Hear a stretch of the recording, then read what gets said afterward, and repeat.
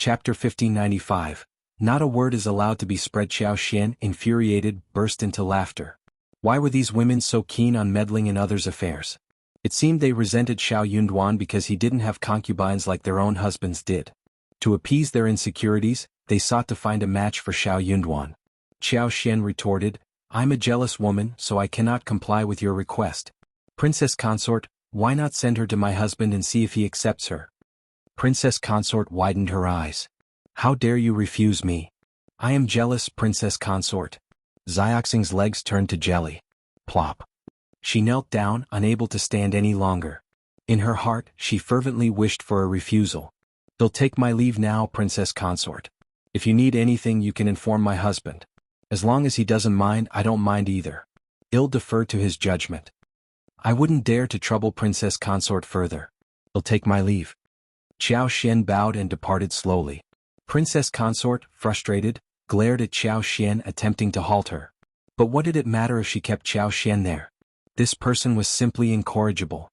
As a member of the government and the crown prince's wife, could she administer a lesson and punish her as she did with the intermediate servants in the East Palace? Clearly not.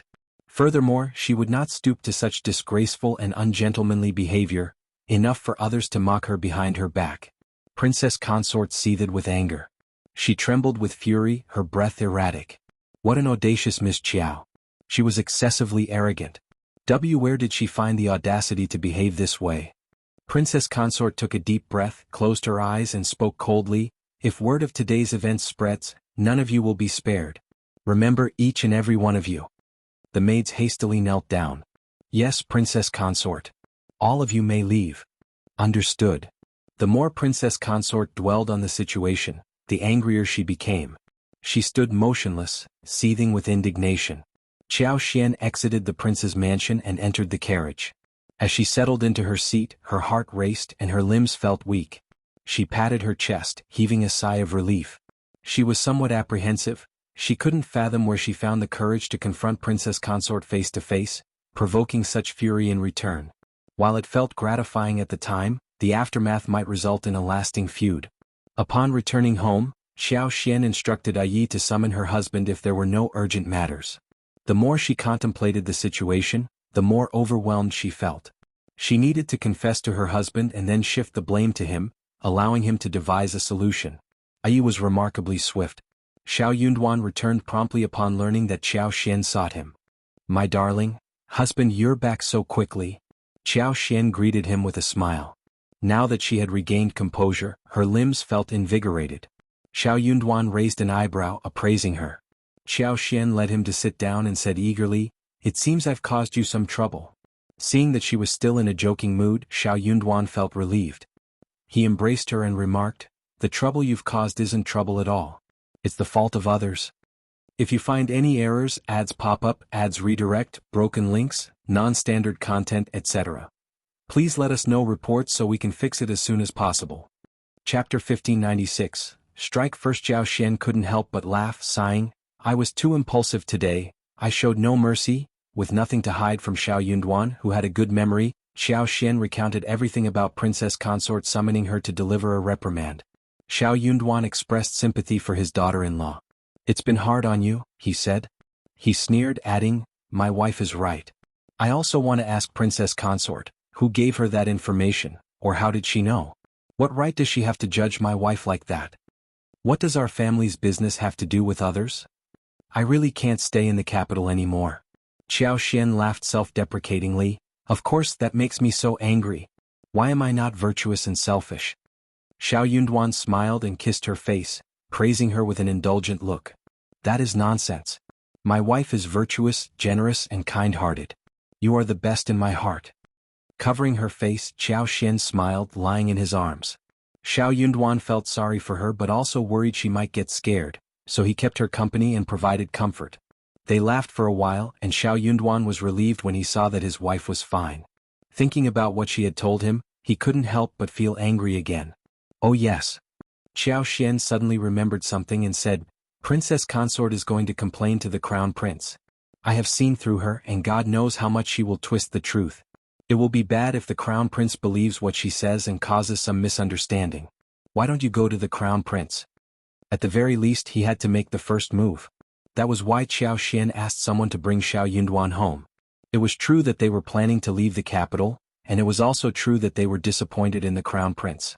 However, it did not mean that they were going to fall out with each other. Everything I said is the truth. Of course I believe you, you are not that kind of person. Xiao Yunduan smiled and squeezed Xiao Xian's hands. Don't worry, Princess Consort will not expose us. Xiao Xian was startled. Why? He explained, I don't believe she will. Think about it, Princess Consort has always been a dignified and virtuous woman who values her reputation. She will undoubtedly be angry with you, but complaining to the crown prince would make her seem useless and shameless. So she won't do it. Not only will she refrain from complaining, but she will also instruct the servants around her to remain silent. Xiao Xian was left speechless. Oh, I understand a little now. Aren't they tired of living like this? Sigh. Xiao Yunduan laughed. That is their own choice, don't learn from them. I hope that no matter what happens you will confide in me. Xiao Xian chuckled. Don't worry, I am very good at that. They exchanged smiles. Xiao Yunduan said, just pretend that you have never told me about this. Okay. Xiao Xian pondered for a moment and said, I am scared and regretful about such a disgraceful thing. Of course, I don't dare to say it and I wish it had never happened. Xiao Yunduan stifled a laugh and nodded seriously. Exactly. If you find any errors, ads pop up, ads redirect, broken links, non-standard content, etc. Please let us know reports so we can fix it as soon as possible. Chapter 1597. Complaint. Xiao Yunduan gently caressed her face and spoke with sympathy. My poor wife, you must be frightened and filled with regret. You must be going through a terrible time. Xiao Xian couldn't help but chuckle within the warmth of his embrace. As anticipated, the princess consort refrained from airing her grievances to the crown prince. Despite her anger, she composed herself, presenting a dignified and virtuous facade when she encountered the princess consort again. Though she refrained from vocal complaints, hints of her discontent still slipped through. I attempted to console her, hoping that Miss Xiao would influence Lord Shao upon returning home. Lord Shao values her opinion, but Miss Xiao appears reluctant and uncooperative. I'm concerned that, I'm at a loss. I can't decipher her thoughts. I've asked her numerous questions, but she seems unwilling to share anything. Crown Prince, Miss Xiao seems to harbor animosity towards me in the East Palace. But Lord Shao places his trust in her. With her by his side, I fear. The Crown Prince frowned, grappling with conflicting thoughts. If not for Xiao Xian's covert financial assistance, he would have sought Princess Consort's aid to exert pressure on Xiao Xian. In the end, it's not ideal for Lord Shao to be without allies. If you were to inquire, Lord Shao might not refuse. All right, no need to concern yourself with that, the Crown Prince interjected, cutting off Princess Consort. Hadn't he mentioned it jokingly? Fortunately, he only voiced it half seriously. Even if refused, it wouldn't be overly awkward. Once was sufficient. Erase the plan. Tomorrow send some pastries to the Shao mansion and deliver them to Miss Xiao. Have someone engage her in conversation, persuade her. She might not voice her concerns in your presence, but it could be more effective coming from the servants and maids. Princess Consort seethed with annoyance. She was tempted to flatly reject him. Today Miss Xiao exhibited no mercy and left in a haughty manner. Yet, in the end, Princess Consort dispatched someone to deliver pastries to Miss Xiao the next day as a gesture of consolation and an attempt to coax her into a civil conversation. Miss Xiao would likely revel in the notion that she was receiving an apology. The situation was undeniably exasperating. Even the Empress, noble consort, and troublesome sisters-in-law in the palace had never subjected her to such humiliation. But compelled by the Crown Prince's statement, she found no grounds to refuse. Yes, Crown Prince, I understand. Through gritted teeth and considerable frustration, Princess Consort managed to force these words out in a tone that resonated across the entire area. While Xiao Xian had initially intended to visit Lu Fu, Qing Lian, and Xiao Qiao the next day, Princess Consort had preemptively sent someone. Upon their arrival, Auntie Liang and the two maids were welcomed, expressing gratitude for the 2 boxes of snacks. Xiao Xian couldn't decipher Princess Consort's intentions. One thing remained certain: her husband's intuition was correct. Princess Consort refrained from escalating the situation. Had she intended to do so, today's envoy would not have delivered snacks but demanded an apology. Expecting Auntie Liang to depart after offering snacks, Xiao Xian was surprised when she revealed that Princess Consort desired a private conversation. Instructing Li Xia and Li Qiu to stand guard at the door, the two accompanying maids awaited outside the parlor. As a witness to the events of the previous day and princess consort's confidant, Auntie Liang did not extend a warm welcome to Xiao Xian. If you find any errors, ads pop up, ads redirect, broken links, non-standard content, etc., please let us know reports so we can fix it as soon as possible. Chapter 1598. Mrs. Shao's reasoning. The situation remained unchanged. Pride emanated unabated, and her words lacked any semblance of courtesy. Princess Consort seemed to be seething with anger from the previous day, as evidenced by Auntie Liang's unapologetic revelation. Employing both gentle persuasion and coercive tactics, she made clear the repercussions if Xiao Xian failed to prevent Shao Yunduan from departing the capital. His career would crumble and Xiao Xian would bear the blame.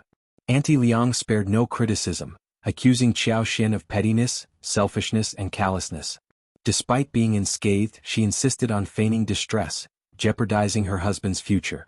In Auntie Liang's eyes, she was nothing more than a foolish and unruly woman. Infuriated by these words, Xiao Xian scoffed, retorting, "My well-being is a result of my own capabilities, not someone else's mercy. Why shouldn't I prioritize myself? While my life may not hold the same value as Princess Consort's own grandson, I still value it." Auntie Liang's response was icy. "You should refrain from discussing such matters in front of your superiors. Madame Shao has resided in the capital long enough to grasp this basic principle." Despite her shorter tenure in the capital, Xiao Xian shot back, "I've heard of the principle that a prince and a commoner face equal consequences. Have you not? Your emphasis on seniority doesn't grant the authority to take another's life. Dare you assert that publicly, Auntie Liang? Why bother with the Ministry of Justice, Great Justice Temple, and the Heavenly Mansion? If superiority is the only measure, disputes could be resolved by determining who is more eminent." Auntie Liang erupted, "Madame Shao, you are being unreasonable." Dismissing her with disdain, Xiao Xian retorted, "I stand on the right side of reason. What about you? Besides hounding me, what else do you comprehend?" Auntie Liang trembled in response. Xiao Xian exuded an air of arrogance. She raised the corner of her eyes, narrowing them at Auntie Liang. "Auntie Liang, do you have anything else to say? If not, please leave." "No. Even if I did, explaining it to Madame Shao would be futile." Auntie Liang sneered, locking eyes with Xiao Xian. "I will report everything you said to Princess Consort." Xiao Xian nodded, unwavering. "Then Auntie Liang, you must keep your promise." Auntie Liang found herself at a loss for words. Too arrogant. Unbearably arrogant. How could she? Xiao Xian remained composed. "Avoid exaggeration, stick to the truth. Any deviation is on your conscience." Unable to endure any longer, Auntie Liang snorted heavily and left, wearing a furious expression. Xiao Xian paid her no mind. Once Auntie Liang departed, she gathered Li Xia, Li Qiu, Mian Mian and Ai Yi and set off for Zheng Sang's residence in the north of the city. Having received the address from Zheng Sang and the others, locating their destination wasn't challenging. However, as the road grew dirtier, bumpier and more disorderly, and the surroundings turned increasingly dilapidated, Xiao Xian was taken aback. She hadn't anticipated such squalor beneath the emperor's jurisdiction. This served as a stark reminder that the past and present shared similarities.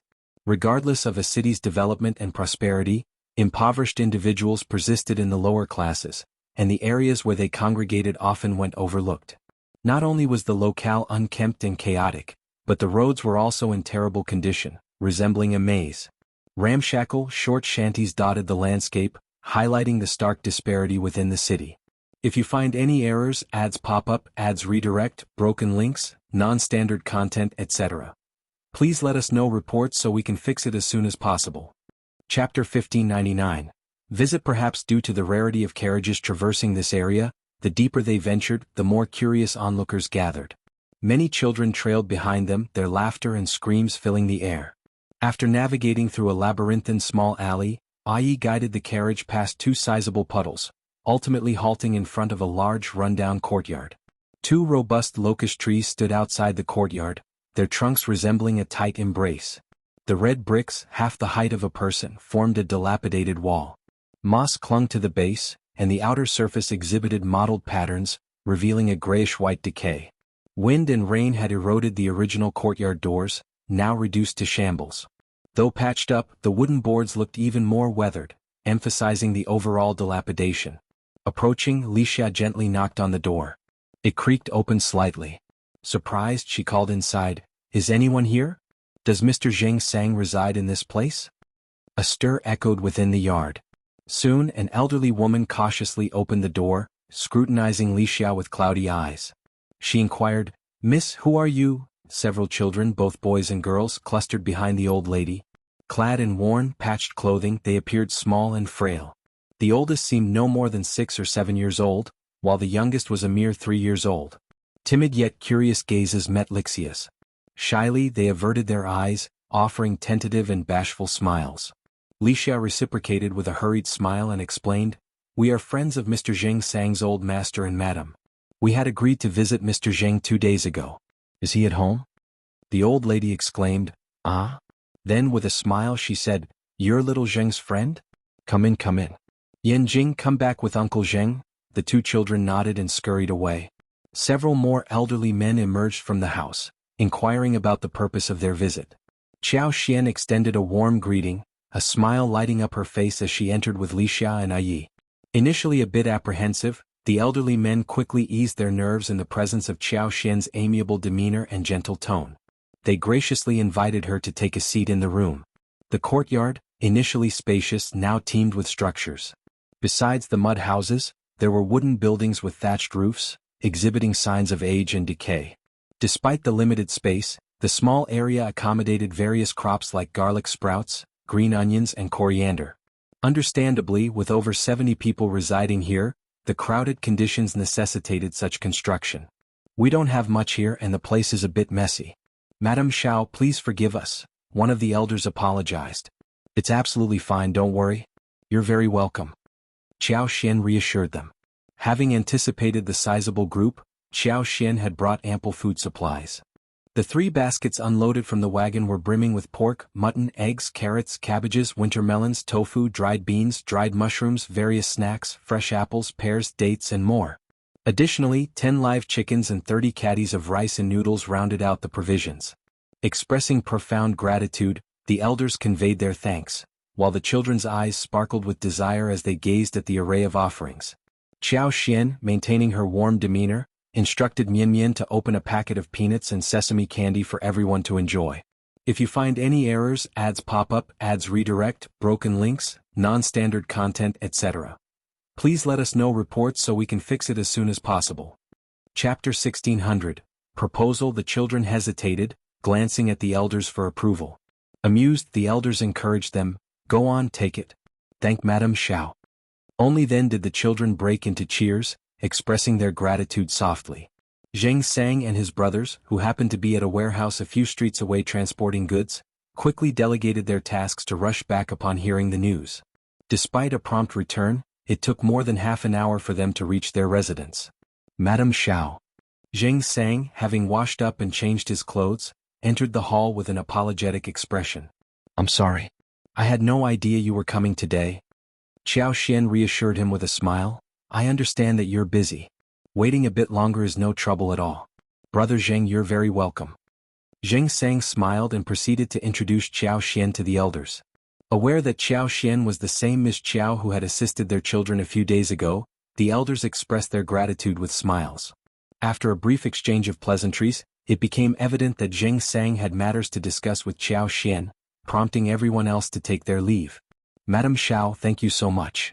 Assuming Xiao Xian and Xiao Yunduan's visit was merely a formality, Xianxia was pleasantly surprised by Xiao Xian's presence and the generous offerings she brought. Xiao Xian smiled, surveying the room, and addressed Xianxia straightforwardly, "I can see that you're a straightforward man, so I won't beat around the bush. It must be challenging for you to lead such a large family." Xianxia wore a bitter smile. Among the group were the disabled, the sick, the elderly, the young, the frail, the women, and the children, all already burdened with hardships. With no family background to support them, their sorrow was palpable. "Since our paths have crossed, I have an offer for you. Would you be open to considering it?" Had it been General Sun or the Crown Prince, Xianxia would have promptly declined. However, contemplating Xiao Xian's proposal, he hesitated before responding, "Please go on." Having witnessed Xiao Xian's compassion and equality in their treatment, particularly towards the rescued children, Xianxia sensed a genuine sincerity. Xiao Xian smiled, elaborating, "We own a farm in Cloud Water Town with over 200 mu, and I am planning to acquire several hundred more mu.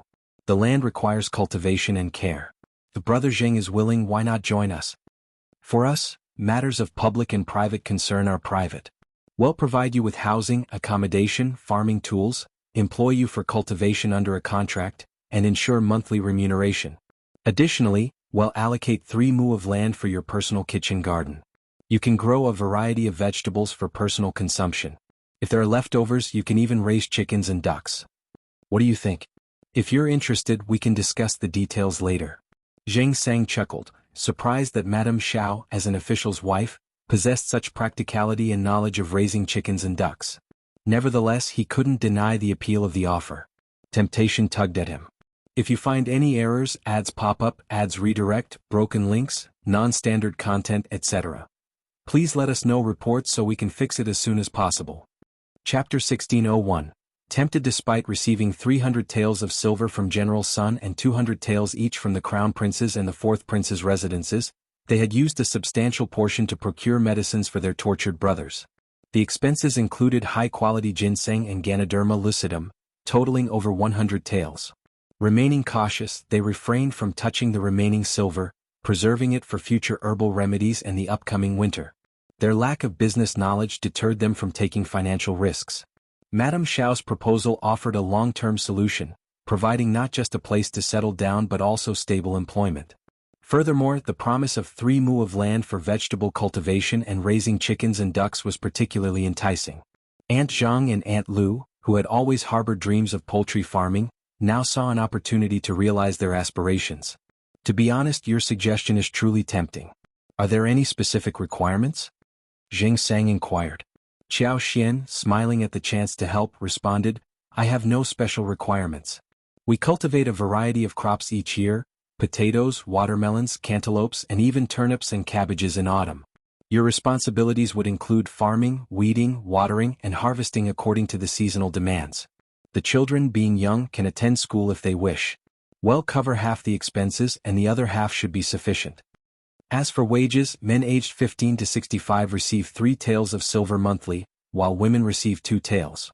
For those between 12 and 15, the monthly wage is 2 taels. Those below 12 are not included. In addition, on the 15th of August every year, and during the Spring Festival, we distribute rewards. Everyone receives a minimum of 2 taels of silver, along with provisions such as rice, flour, oil, cloth, and more. Every year, 2 sets of clothing, shoes, and socks for both spring and winter are also provided. This arrangement applies to everyone aged 12 to 65. Qiao Xian, however, did not extend these benefits to younger children and senile old men. It wasn't a matter of affordability, but rather an understanding that excessive generosity might not evoke gratitude but instead breed greed.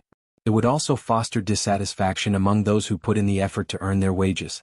Not everyone might harbor such feelings, but the majority likely would. Qiao Xian held the belief that individuals like Xianxia and Lu Fu were good-hearted, yet she acknowledged the potential for less virtuous thoughts among them. With the offered conditions, Qiao Xian believed that as long as those capable of working exerted themselves, it would suffice to support others. Xianxia found the proposal increasingly tempting. He saw nothing amiss with Qiao Xian's arrangement, on the contrary he deemed it highly reasonable. Recognizing that Qiao Xian owed them nothing and had extended a rare opportunity, he was more than willing to consider it. Your terms are already very generous, much better than our current situation. Xianxia expressed gratitude with a smile and a sigh. I thank you, sister-in-law. I'll discuss it with everyone tonight. Is Brother Yunduan at home tomorrow? I plan to visit him, or if the postnatal is fine too. Qiao Xian, pleased with Xianxia's positive response, felt reassured. If he found the proposal favorable, the others would likely share the sentiment. It was genuinely a beneficial offer. All right, I'll eagerly await the good news from you, Brother Zheng. Why don't we meet tomorrow? In fact, our manor was initially looking to hire workers. It's not a special arrangement for you, Brother Zheng. Please don't overthink it, Qiao Xian suggested with a warm smile. If you find any errors, ads pop up, ads redirect, broken links, non-standard content, etc., please let us know reports so we can fix it as soon as possible. Chapter 1602. Xianxia expressed his gratitude with a grateful smile and a nod. Regardless, I must thank you, sister-in-law. As Qiao Xian took her leave, several elderly individuals and children gathered around her. Xianxia, wearing a smile, remarked, "This is a positive development. Let's discuss it further tonight." For now, he chose to keep his words concise. Verbal explanations could be easily misconstrued, and it would prove challenging to clarify later on. It seemed prudent to wait until everyone had spoken their minds. Being trusted by everyone, Xianxia's affirmation carried weight. The anticipation among the group was palpable, especially among those like Wu Guan, Lu Changming, Lu Fu, and Qing Lian who had faith in Xiao Xian and Xiao Yunduan. The positive impression of Xiao Xian further solidified as the elders and children interacted with her. In the evening, as those who had made up their minds gathered in the courtyard, the children huddled together eagerly awaiting the news.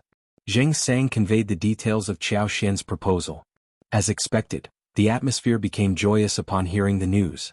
Wu Guan, Lu Changming, Lu Fu and Qing Lian, staunch supporters of Xiao Xian and Xiao Yunduan, spoke in favor. Importantly, the current living conditions, grim and oppressive, fueled the collective desire for change. While the mutual support of the community provided solace, the daily struggle left them yearning for something more. Now, presented with a potential path to hope, the temptation was undeniable. Despite the challenges, it seemed no worse than their current situation. The prospect of improvement was too enticing to ignore. Wu Guan and the others, familiar with Xiao Yunduan and Xiao Xian, grew anxious, fearing that someone might miss the opportunity to visit the Shao mansion. They urged Xianxia to make the visit the following morning. "Brother Yunduan and sister-in-law won't deceive us. There's no need for that. They're being kind. We just have to work hard and not let them down."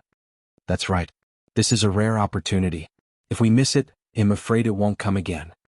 Auntie Xiao is so gentle and good. I hope to see her often in the future." "Brother Zhang, you must agree. This is good for all of us." Xianxia, already enticed by the idea, observed everyone sharing the same positive opinion. He nodded with a smile, saying, "In that case, I'll go over and inform them tomorrow. If we can settle it, we'll do so as soon as possible." "That is great. All right, all right." Cheers erupted, resonating like the joy of the new year. Witnessing the collective happiness, Xianxia felt a sense of relief, as if a heavy burden had been lifted from his shoulders. He couldn't help but laugh. Early the next morning, Xianxia, accompanied by Wu Guan and Lu Changming, visited the Shao residence. Although Qing Lian and Xiao Qiao expressed their desire to go, and other children wanted to join, Xianxia decided to go alone. Having informed Xiao Yunduan about the matter the previous day, Xiao Yunduan had taken a day off. In the morning, Xianxia and the others arrived to convey their gratitude and acceptance of Xiao Yunduan's goodwill. Xiao Xian brimming with smiles, and the couple began discussing the details.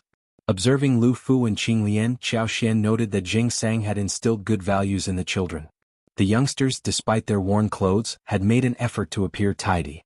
Living in the dilapidated slums, their efforts to maintain cleanliness and order in the crowded courtyard did not go unnoticed. If you find any errors, ads pop up, ads redirect, broken links, non-standard content, etc., please let us know reports so we can fix it as soon as possible. Chapter 1603.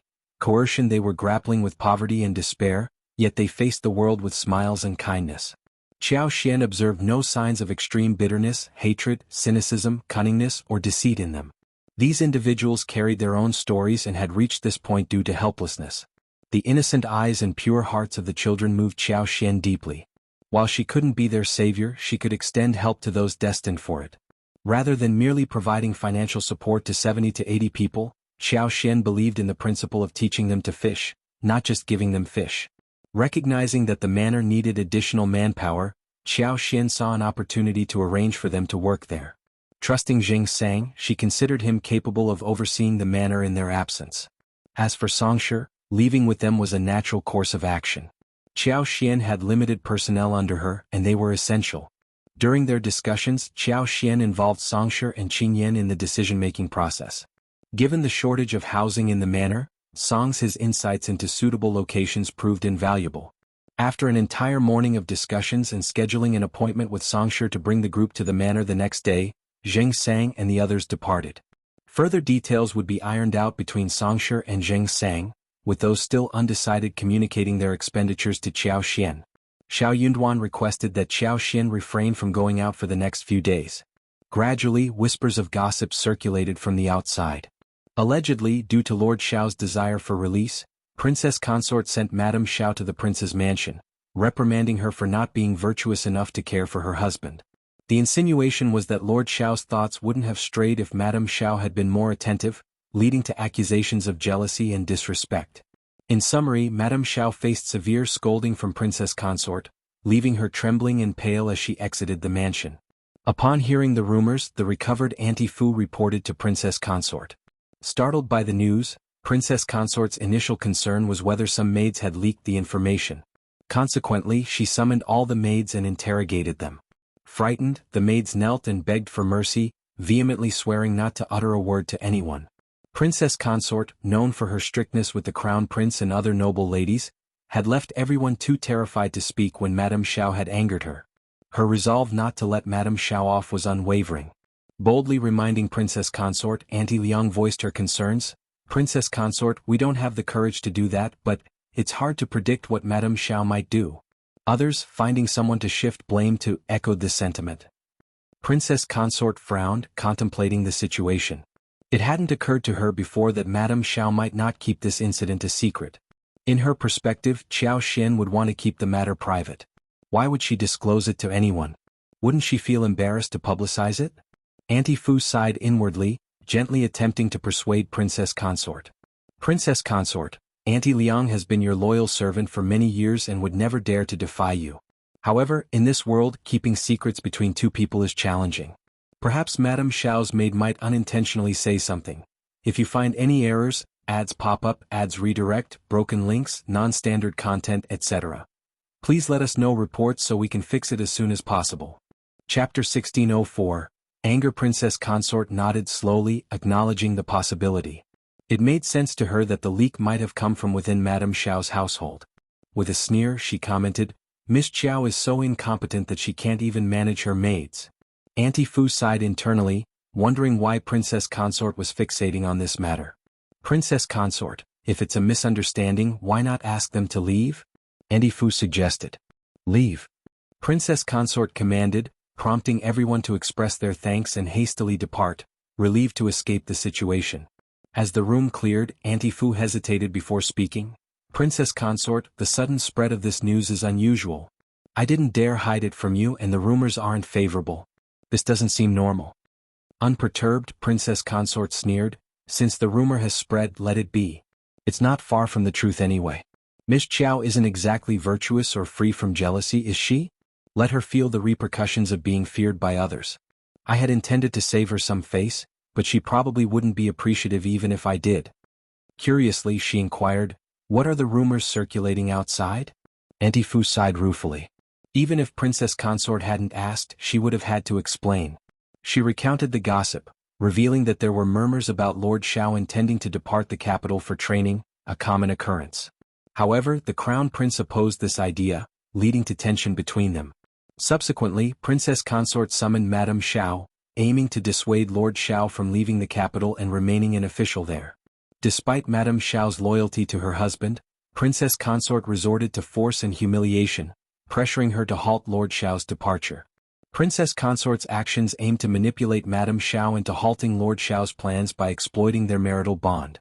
To the extent that when Madame Xiao departed, she wept and had to be assisted into the carriage. Princess Consort's countenance darkened. Auntie Fu shared more detailed information, further fueling Princess Consort's anger. "Nonsense.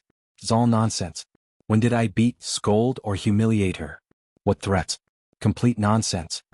I am the one who's angered by her." Unaware of the events of that day, Auntie Fu found it implausible that Xiao Xian could commit such audacious acts. Ordered by Princess Consort to remain silent, Auntie Liang couldn't shed light on the situation. Seeking clarification, Auntie Fu asked, "Princess Consort, what did Madame Xiao say that day?" Annoyed, Princess Consort frowned. "It's not a pleasant matter, I don't wish to discuss it further." Auntie Fu found herself at a loss for words. After a pause, she raised a concern. "Princess Consort, I don't know if the Crown Prince will inquire." Princess Consort's eyelids twitched, sensing trouble. Indeed, the positive efforts had backfired. The Crown Prince confronted her angrily, demanding, "What did the Princess Consort say to Miss Xiao? Why are the rumors so damning?" "Princess Consort, you always value your reputation. What happened this time?" Princess Consort's face turned purple, and she felt on the verge of tears. This humiliation was hard to bear, especially from the Crown Prince, who was the exception to others being rude to her. If you find any errors, ads pop up, ads redirect, broken links, non-standard content, etc. Please let us know reports so we can fix it as soon as possible. Chapter 1605. Crown Prince's cold heart because she cared too much. She cared about the Crown Prince's evaluation of her. She cared about her image in the Crown Prince's heart. She feared the existence of any flaws. I didn't say anything. I explained it to Madame Shao in detail. I told her that Lord Shao's future would be much better if he stayed in the capital. I was just trying to persuade Madame Shao to convince Lord Shao to give up. I don't know how it ended up like that. Crown Prince, don't you know what kind of person I am? The Crown Prince stared at her, his expression unreadable, leaving uncertainty about whether he believed her. Suddenly he inquired, "You reprimanded Miss Xiao for being selfish and jealous, and even claimed she was kidnapped. Is that true?" Princess Consort froze, contemplating a rebuttal. Crown Prince continued, "Officer Shao has already informed me, Princess Consort. Don't deceive me. If you lie to me too, I don't know if there is anyone I can trust." A pang of anguish gripped Princess Consort's heart. She grappled with mixed feelings of relief that the Crown Prince still trusted her and sorrow over his questioning. Yet she couldn't deny the accusation. "Miss Xiao infuriated me, so you did say that?" "Yes. But you can't blame me for that. Miss Xiao is so infuriating. She doesn't care about my dignity as the Princess Consort at all, and what she said is really hurtful. Crown Prince, you know that I have always been kind to others, but I don't know why Miss Xiao is so arrogant. This is the first time I've been so angry." The Crown Prince remained skeptical. "What did she say?" Reluctantly, Princess Consort disclosed the details, concealing her vulnerability in the process. Princess Consort's face flushed red, and the Crown Prince grew visibly agitated as he recounted the embarrassing details. Miss Xiao had indeed crossed a line. In one aspect, Princess Consort was right. Miss Xiao truly didn't comprehend the nuances of societal hierarchy. Suddenly, it dawned on the Crown Prince that Miss Xiao and Officer Shao had always been close. If Miss Xiao dared to make such statements, could it be Officer Shao's influence? Most likely the realization struck him hard. The Crown Prince felt a chill in his heart, a profound sadness. It signified that Officer Shao's loyalty had wavered. He was no longer devoted to serving the Crown Prince.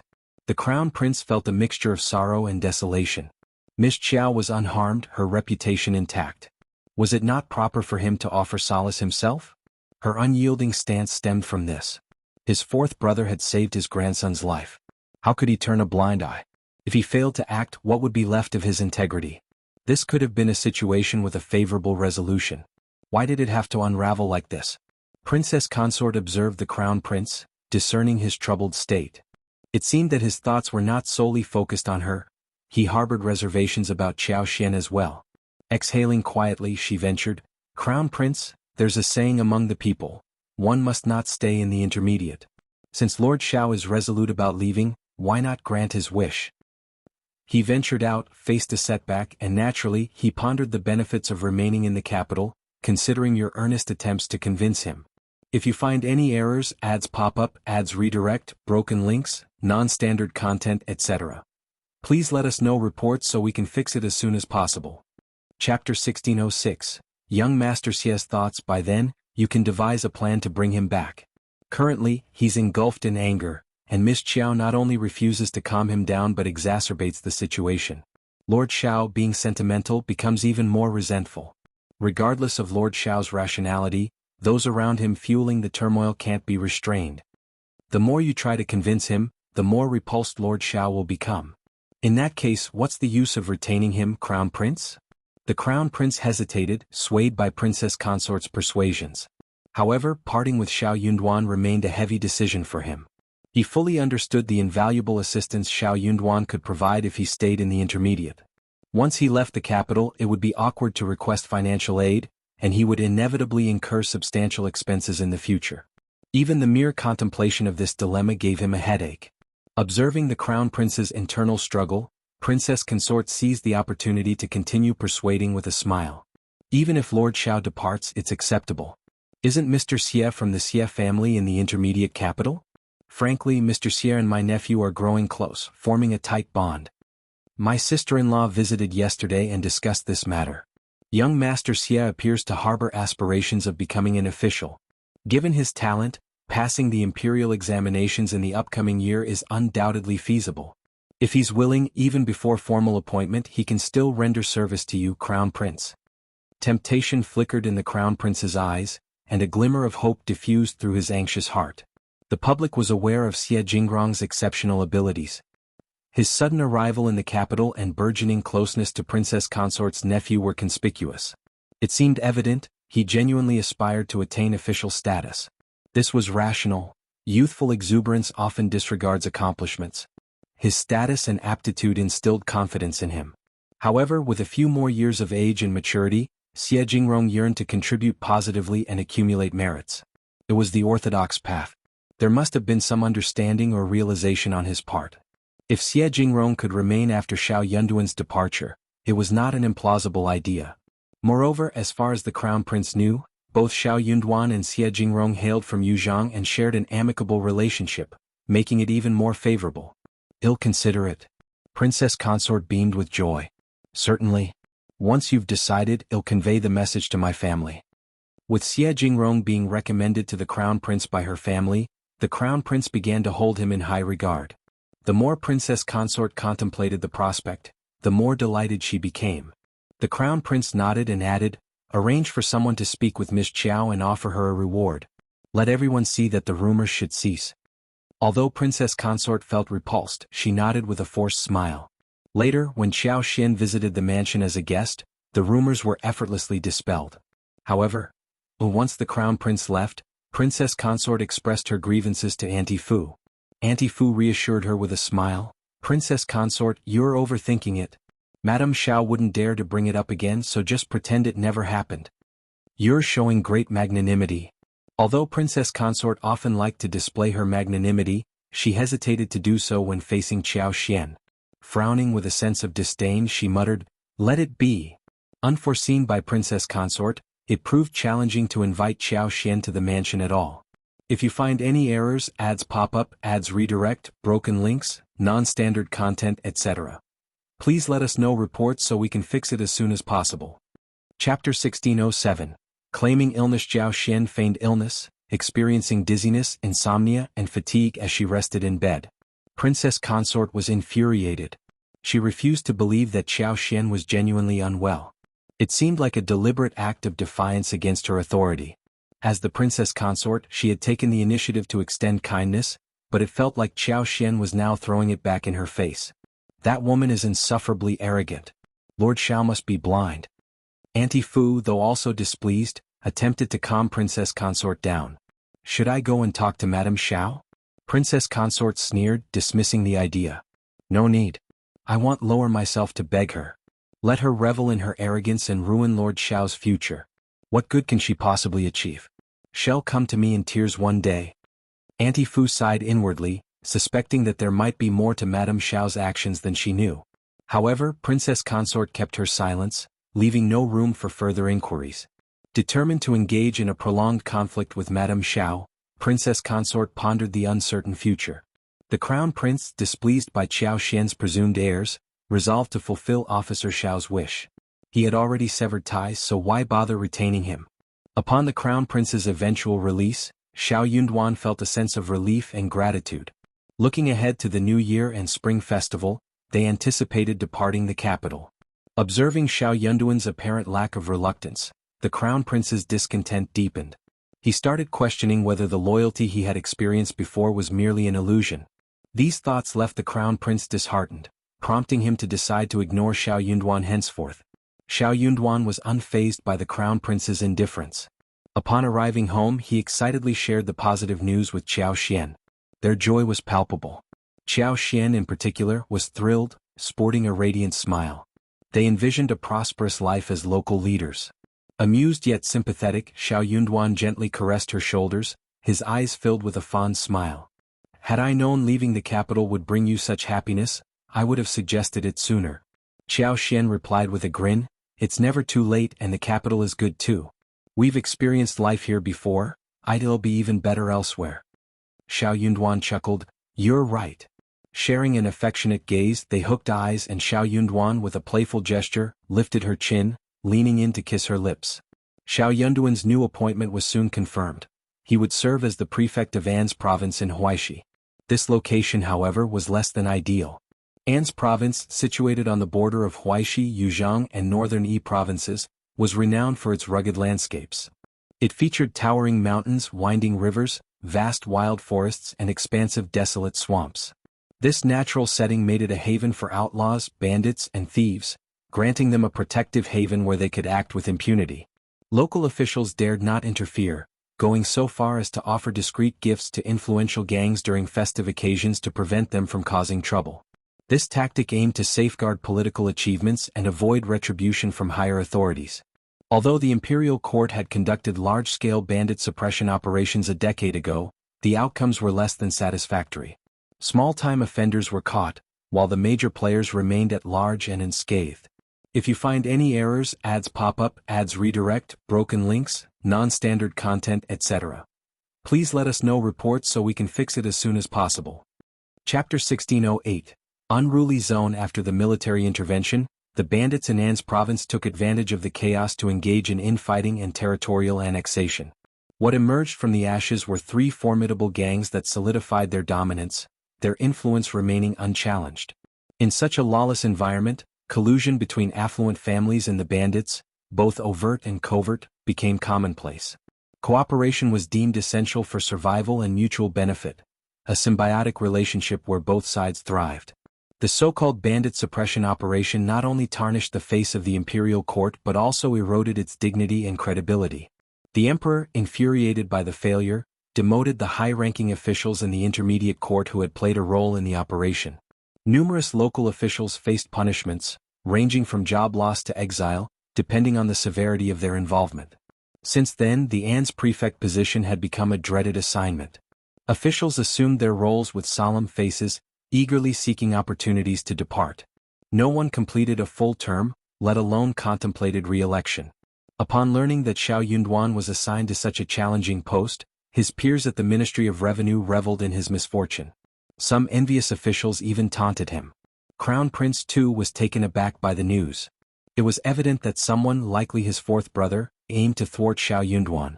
The animosity between them was well known, and the fourth brother harbored a deep-seated wish for misfortune to befall Shao Yunduan while the second and third royal brothers harbored their own grievances about seeing someone else succeed. They tended to maintain a low profile. Their usual strategy involved subtly fanning the flames when conflicts arose, providing clandestine assistance without taking direct action. Initially, the Crown Prince contemplated intervening on Shao Yunduan's behalf, seeking to change his assignment. However, influenced by the counsel of his advisors, he decided against it. The prevailing sentiment was that it wasn't worthwhile to extend a favor to Shao Yunduan, opting instead to wait for him to come seeking assistance, a move that would be etched in his memory. Confident that Shao Yunduan would inevitably turn to him for help, the Crown Prince believed that An's province was an undesirable post that even the most competent officials would avoid. Therefore, Shao Yunduan would surely be willing to seek assistance. The Crown Prince envisioned Shao Yunduan approaching him, allowing for a diplomatic solution. He intended to convince Shao Yunduan to stay and, if he felt uneasy about An's province, offer an alternative role as a county magistrate, with a promise of returning to the capital within a year. However, Shao Yunduan had no intention of seeking the Crown Prince's assistance. Some of the Crown Prince's staff, attempting to provoke him, confronted Shao Yunduan. They questioned his purported capabilities and dared him to demonstrate true governance in An's province by eradicating the bandit menace. Shao Yunduan saw this as an opportunity to showcase his genuine abilities and not succumb to hypocrisy or the theft of unearned prestige. While the Crown Prince maintained a high opinion of Shao Yunduan, expecting him to eventually seek aid, Shao Yunduan had no plans to kneel at the Crown Prince's residence, begging for assistance. He intended to confront the challenges of An's province head-on, displaying authentic leadership and administrative prowess. If you find any errors, ads pop up, ads redirect, broken links, non-standard content, etc., please let us know reports so we can fix it as soon as possible. Chapter 1609. Not bad. Should Shao Yunduan resort to begging the Crown Prince now? The urgency of the situation weighed on Shao Yunduan's mind. Delaying any further could complicate matters, making it harder for both him and the Crown Prince. Despite considering the advice nonsensical, Shao Yunduan dismissed it. The two provocateurs, feeling a sense of accomplishment, believed they had touched a nerve in Shao Yunduan. Frustrated by his lack of response, They resorted to complimenting each other and congratulating themselves on their supposed cleverness. However, they remained concerned that Xiao Yunduan might not take the bait. What if he resisted their attempts to provoke him and sought help from the Crown Prince? The Crown Prince held him in high regard, and such a request might receive favorable attention. To prevent Xiao Yunduan from staying in the capital, they devised a plan. A decision was made to dispatch someone to monitor Xiao Yunduan closely. If he did approach the Crown Prince for assistance, they would intervene midway, preventing him from proceeding. Given Xiao Yunduan's scholarly background, they presumed he wouldn't act shamelessly or retract his decision. If he had requested release, he should follow through. With a sense of hesitation and worry, Xiao Yunduan disclosed the situation to Qiao Xian. Unfazed, she became even more intrigued. The prospect of an unregulated area with vast territory excited her. Learning about the expansive pools and endless green mountains only heightened her enthusiasm. The mention of potential dangers from bandits didn't deter her. On the contrary, it fueled her excitement. While it posed a significant threat to others, for Qiao Xian, it was an invitation to explore her world, especially within the depths of the forest. She assured Xiao Yunduan, "Don't be scared, hubby. Ai, Sun Bai and Sun Qian are all going with us, right? They are all very capable people. After we leave the capital, we can recruit a dozen individuals and have Sun Bai and Sun Qian assist in their training. Then we can hire 20 or 30 competent escorts. We'll be able to establish ourselves there." Husband, as a local official appointed by the imperial court, those bandits might not dare to act recklessly. Let's maintain a facade of civility initially. Once we understand their background, we can plan strategically. No need to worry about lacking the capability to deal with them. Xiao Yunduan chuckled upon hearing her words. He held Xiao Xian inside. Good wife. He had initially worried about her fear, but it was clear that he had underestimated her courage. Now completely relieved, he continued, in that case we're on the same page. After a moment, Xiao Yunduan held her and declared, my wife and I share the same thoughts. Ai, Sun Bai and Sun Qian are here, and we can train about 20 servants. That should be sufficient. They'll write a letter immediately and ask Meng Wanfu for assistance. They'll borrow a few people from him. Xiao Xian's eyes brightened and she remarked with a smile, you are so thoughtful, husband. General Meng's men are much more reliable. While they could afford to hire an escort, predicting people's intentions, especially in An's province's mixed environment, posed challenges. In a place where power dictated the final say, money wasn't always the most trustworthy motivator. Hiring an escort might be futile if someone could be swayed by a bribe. Despite the favor owed to Meng Wanfu, requesting his assistance ensured reliability from military personnel who understood the gravity of the situation and wouldn't succumb to bribery by bandits, thus preventing any potential regrets. If you find any errors, ads pop up, ads redirect, broken links, non-standard content, etc., please let us know reports so we can fix it as soon as possible. Chapter 16:10. Kindness. The couple excitedly discussed and joyfully planned their approach to An's province when Zhao Shu arrived. Upon seeing Qiao Xian and Xiao Yunduan, Zhao Shu couldn't help but express his concerns. Fifth brother, sister-in-law, why persist in being officials? It's too much. We have enough money, why not just relax and enjoy life? Why subject ourselves to such a destitute place overrun by bandits? Let's abandon this pursuit. Just give the word and he'll handle everything. As long as the funds were in place, Zhao Shu believed this matter could be resolved. He found the idea of venturing to that undesirable location absurd. To him, it seemed like a ploy to send one's own head willingly. A poor official with no status or background from an obscure lineage might have no choice, but the Shao family had alternatives. Upon learning the news, Zhao Shu was on the verge of infuriation. Wasn't it said that the Crown Prince highly esteemed fifth brother? Clearly that wasn't the case. Pushing him into such a challenging situation, it became evident that the Crown Prince was heartless and deliberately creating obstacles for him. In essence, he wanted fifth brother to remain in the capital to exploit him fully. In that case they might as well not play along. Xiao Yunduan shot him a glance but refrained from commenting. Zhao Shu's audacity was apparent. She wasn't sure when he started addressing Xiao Yunduan as fifth brother, as if insisting on his rank. However, Xiao Yunduan didn't bother to correct him. It was almost amusing to see Zhao Shu's thinly veiled intentions. Why else would he label him as stupid and discourage him from going to An's province? If it were truly an unbearable place, Xiao Yunduan would naturally find a way to return. He refrained from any action, implying that he possessed the strength to confront challenges. Such thoughts were shared not only by Xiao Yunduan but also by his wife. Could it be that their perspectives were inferior to his? The absurdity of it all warranted silence. Making noise would only risk becoming a source of mockery. Yet there he was, panicking and squawking like a chicken. Why would Tao Tao like someone like him? Indeed, Xiao Yunduan and Xiao Xian had inquired about this matter by sending a letter to their family before departing for Qingdi. Xianxia handed them the letter upon their return to the capital. Reading the contents, Xiao Yunduan, despite his frustration, had to reluctantly accept the reality. Objectively speaking, this person seemed fine, no apparent flaws. If he ever mistreated Tao Tao, handling him wouldn't pose much difficulty. However, Xiao Yunduan didn't harbor much affection for Zhao Shu. The fact that his brother fancied the man who had kidnapped his sister bewildered him. That aside, Xiao Xian even teased him, suggesting that finding a son-in-law might be a challenge if they had a daughter in the future. Dismissing the notion, Xiao Yunduan was confident he could find suitable candidates. In response to Zhao Shu's concerns, Xiao Xian playfully replied, "Rest assured, my husband and I have devised our own plans. You continue your travels between the south and the capital. Occasionally, check on the properties we've left behind in the capital." Xiao Yunduan added with composure, "Don't interfere in other people's affairs. Don't delude yourself into thinking you're clever enough to gather information about the court. It's not a realm you can easily navigate.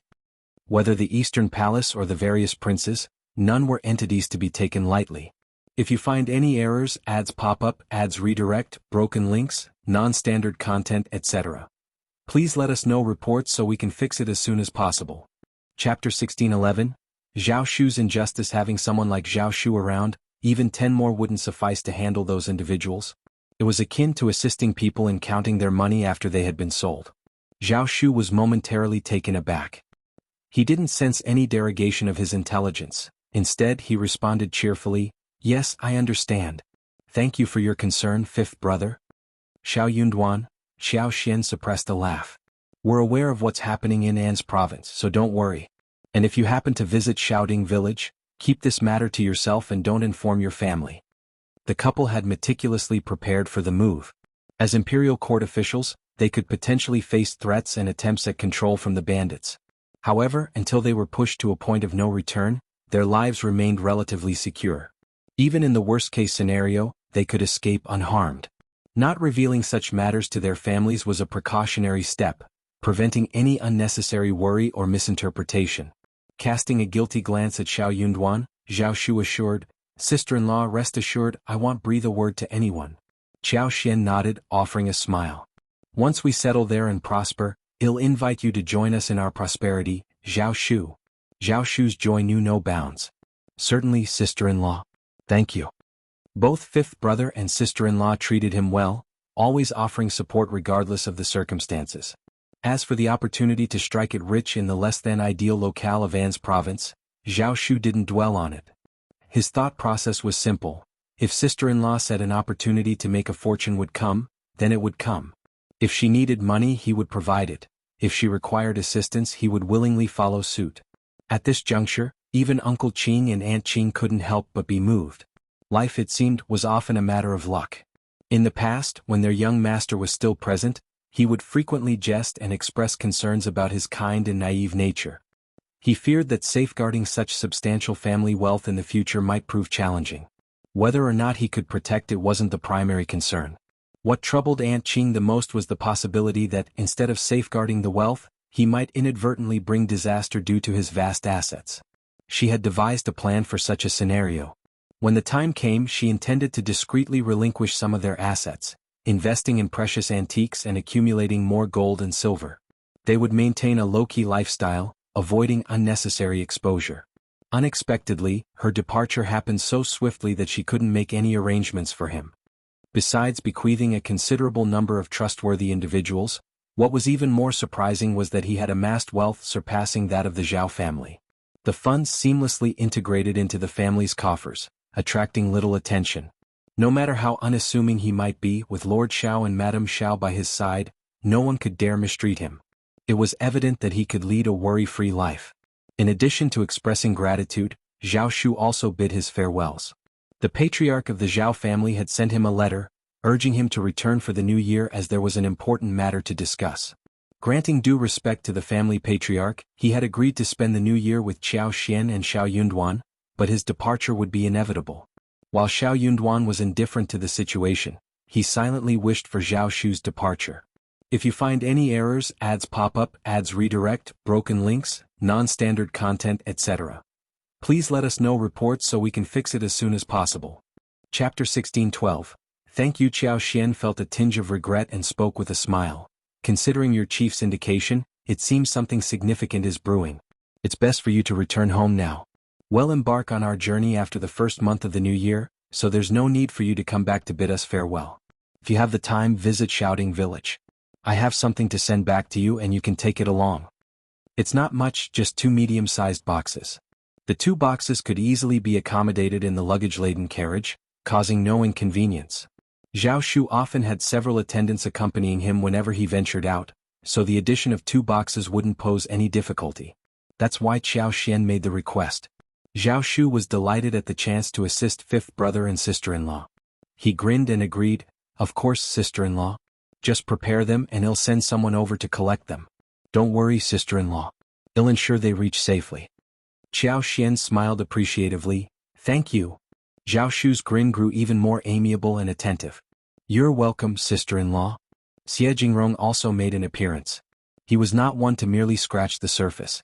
Extending his smile to Xiao Yunduan and Xiao Xian, he conveyed, "Congratulations." Xiao Yunduan returned the gesture with a cupped hand, "Thank you."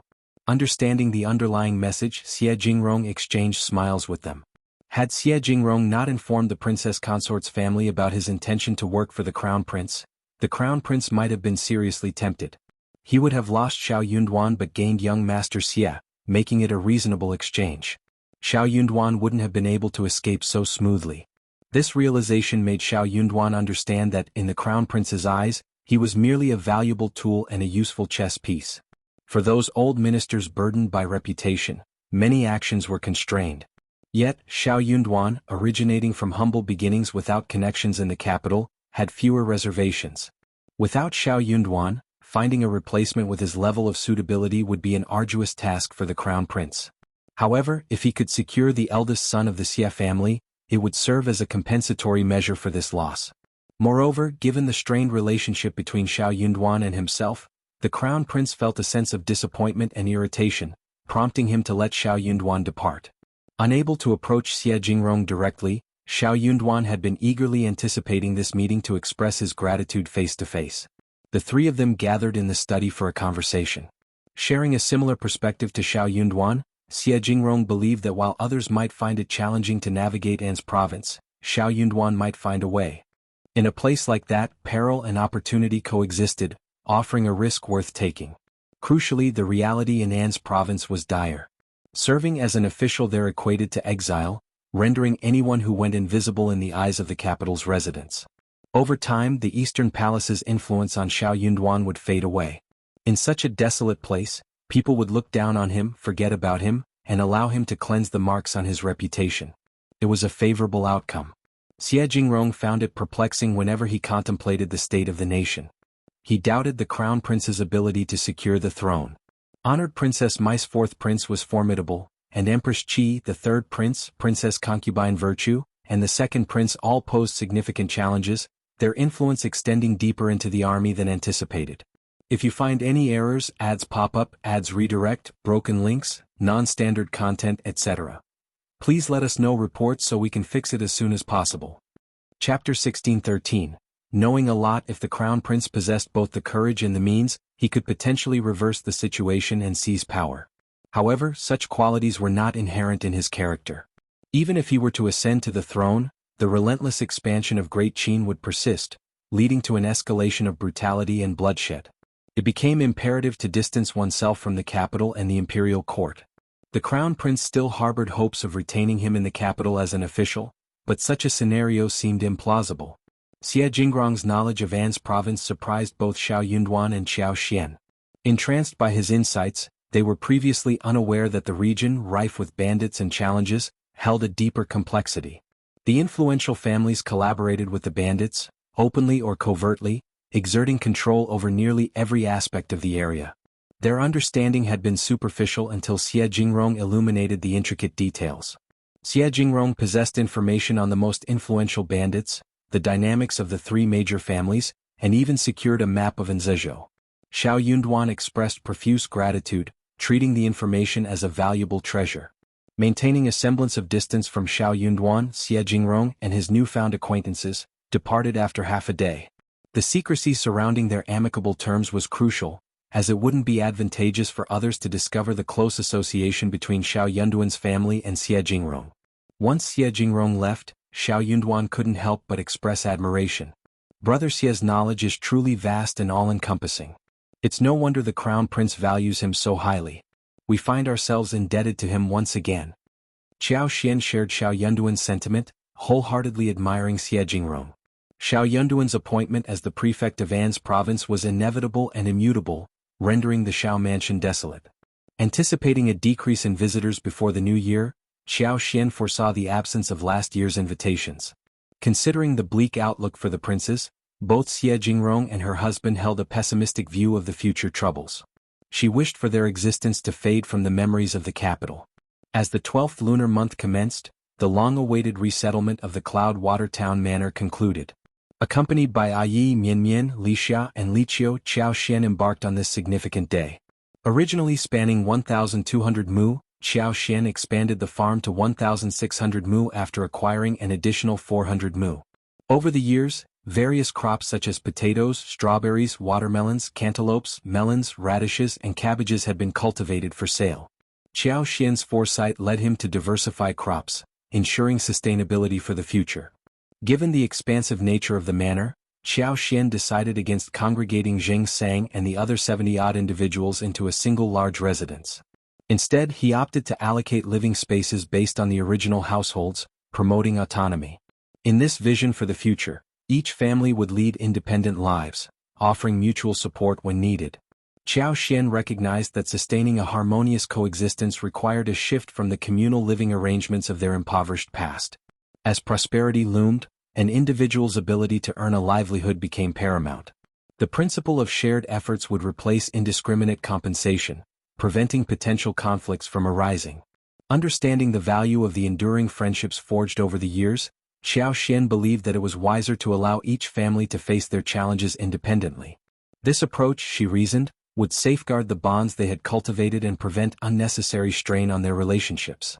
If you find any errors, ads pop up, ads redirect, broken links, non-standard content, etc., please let us know reports so we can fix it as soon as possible. Chapter 1614. Settled among the assembled families, the composition was diverse.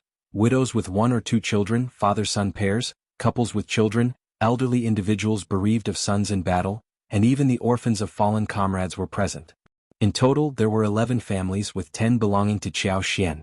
Led by individuals such as Xianxia, Wu Guan, Lu Changming and others, the groups included 4 elderly members and 7 orphans. With construction completed, a pair of neat rows of houses flanked the main courtyard of the manor. Under Xiao Xian's guidance and Song's his adept management, the decision was made to transform the entire area into a residential zone, allowing for future expansions. The houses, constructed with green bricks and black tiles, featured courtyard walls exceeding a meter in height. Each courtyard, modest in size, comprised a main house with 1 light, 2 dark and 3 rooms. Additionally, there were 2 rooms, 1 large and 1 small, providing ample living space. Xianxia and his companions resided in a more spacious courtyard, boasting larger main rooms, wings and courtyards compared to the other houses. Outside the courtyards, saplings of sweet osmanthus, magnolia and pomegranate, each the size of a copper coin, were planted. Additional flowers and plants would be added when spring arrived. The roads surrounding the courtyards were meticulously paved with bricks and stones, preventing muddy conditions during rainy days. A well was strategically placed not far from each family, ensuring convenient access to water. Vegetable plots designated for each family were situated close to their residences. After discussions led by Songshi, Xianxia and the others, it was decided to allocate approximately 2 plots of land to each family for cultivating essential vegetables to sustain their daily needs. By late November, all the construction of buildings and courtyards had been completed. As the residents of the dilapidated courtyard arrived at their new homes in carriages, carrying their worn-out luggage, a wave of astonishment swept through them. Several women couldn't hold back tears, their emotions mingling between cries and laughter. The children, in contrast, were filled with excitement, running around, screaming and cheering, Unprecedented happiness enveloped them.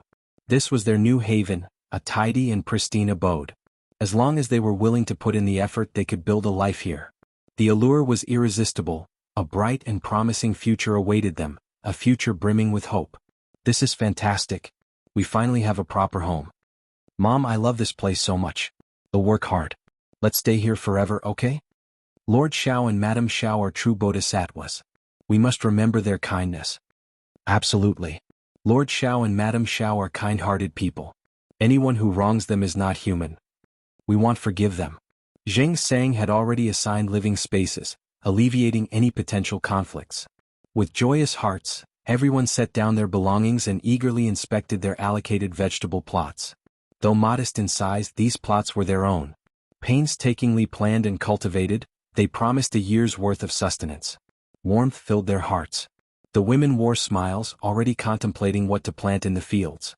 The houses were furnished with basic items: beds, cabinets, tables, stools. Additional personal touches would be added over time. However, immediate necessities like pots, pans, oil, salt, sauce, and vinegar needed attention. Utilizing some remaining funds, Xianxia procured a set for each family. Additionally, he purchased quilts, winter clothes, shoes, socks, and food, ensuring the households were well equipped for their new beginnings. If you find any errors, ads pop up, ads redirect, broken links, non-standard content, etc., please let us know reports so we can fix it as soon as possible. Chapter 16:15. On the Manor, Xianxia promptly organized their work schedules, which would commence the next day and last for half a month. By the end of the following month, they would receive half a month's salary. The proposal was met with unanimous approval, and everyone expressed their happiness without any objections. Working in the fields proved to be a welcome change from the strenuous labor at the docks and warehouses. Most importantly, the newfound stability allowed them to cast aside worries about the uncertainties of tomorrow. Eager to begin their tasks, everyone couldn't wait to start working. Among them were orphans like Lu Fu, Qinglian Yenner, and others who lived alongside Xianxia, Lu Changming, and the rest. The day they moved in, their joy manifested in tireless running around the courtyard. That evening, the communal meal continued, and Xianxia, along with the young steward of the manor, was invited to join. In the courtyard, Xianxia and the others cooked diligently. Xianxia, determined to make the occasion special, spent money on over 20 caddies of pork, more than 10 caddies of mutton, and 6 chickens. The women, busy in the kitchen, filled the air with laughter and chatter. Despite the simplicity of the setting, the rich fragrance of meat made everyone's mouths water. This feast surpassed even the grandeur of a New Year celebration. The joy of partaking in this sumptuous meal within the spacious and bright new houses fueled optimism for the better days that lay ahead. With this, Xianxia and the others officially settled down in the Cloudwater Town manor. The farm in Cloudwater Town buzzed with liveliness. Xianxia, as the chief steward, busily organized and instructed on various matters. In the initial days, he experienced the challenges and joys of overseeing dozens or even hundreds of people. Though fatigued, he found fulfillment in his responsibilities. Unfortunately, the time had come for Lord and Madam to leave the capital to assume their duties, and Xianxia, along with Qin Yin, Lixia, and others, would accompany them on this new journey. It was rumored that the area wasn't ideal, with numerous bandits, but Xianxia remained unfazed. His lord and lady were astute and carefree, facing each day with smiles and happiness. As a servant with limited knowledge, he saw no reason for concern. It surely wouldn't pose any problem. Xianxia was overjoyed to learn of Qiao Xian's impending visit. With little winter work to occupy them, everyone eagerly awaited Qiao Xian's arrival. As the carriage approached, children ran home shouting, "Madame Shao is here! Madame Shao is here!" Families emerged, gathering with smiles and shining eyes to welcome the approaching carriage. "It's really her. I haven't met Madame Shao yet. Madame Shao is exceptionally beautiful and amiable. She even brought us candy last time. She's truly wonderful." "Absolutely. Madame Shao is the finest madam I've ever encountered. Oh, you little girl, how many madams have you met?" Laughter ensued. Regardless of the number of people encountered, Madame Shao undoubtedly stood out as the best. As soon as Qiao Xian stepped off the wagon, someone took the lead. With Xianxia and a few others exempted, the rest knelt down. "Madame Shao, hello madam, thank you madam." Tears welled in the sentimental women's eyes once more. They covered their mouths, choked with emotion. Living a life beyond their wildest dreams, The sight of Xiao Xian filled them with a sense of light and hope. The surge of emotions within their hearts was palpable.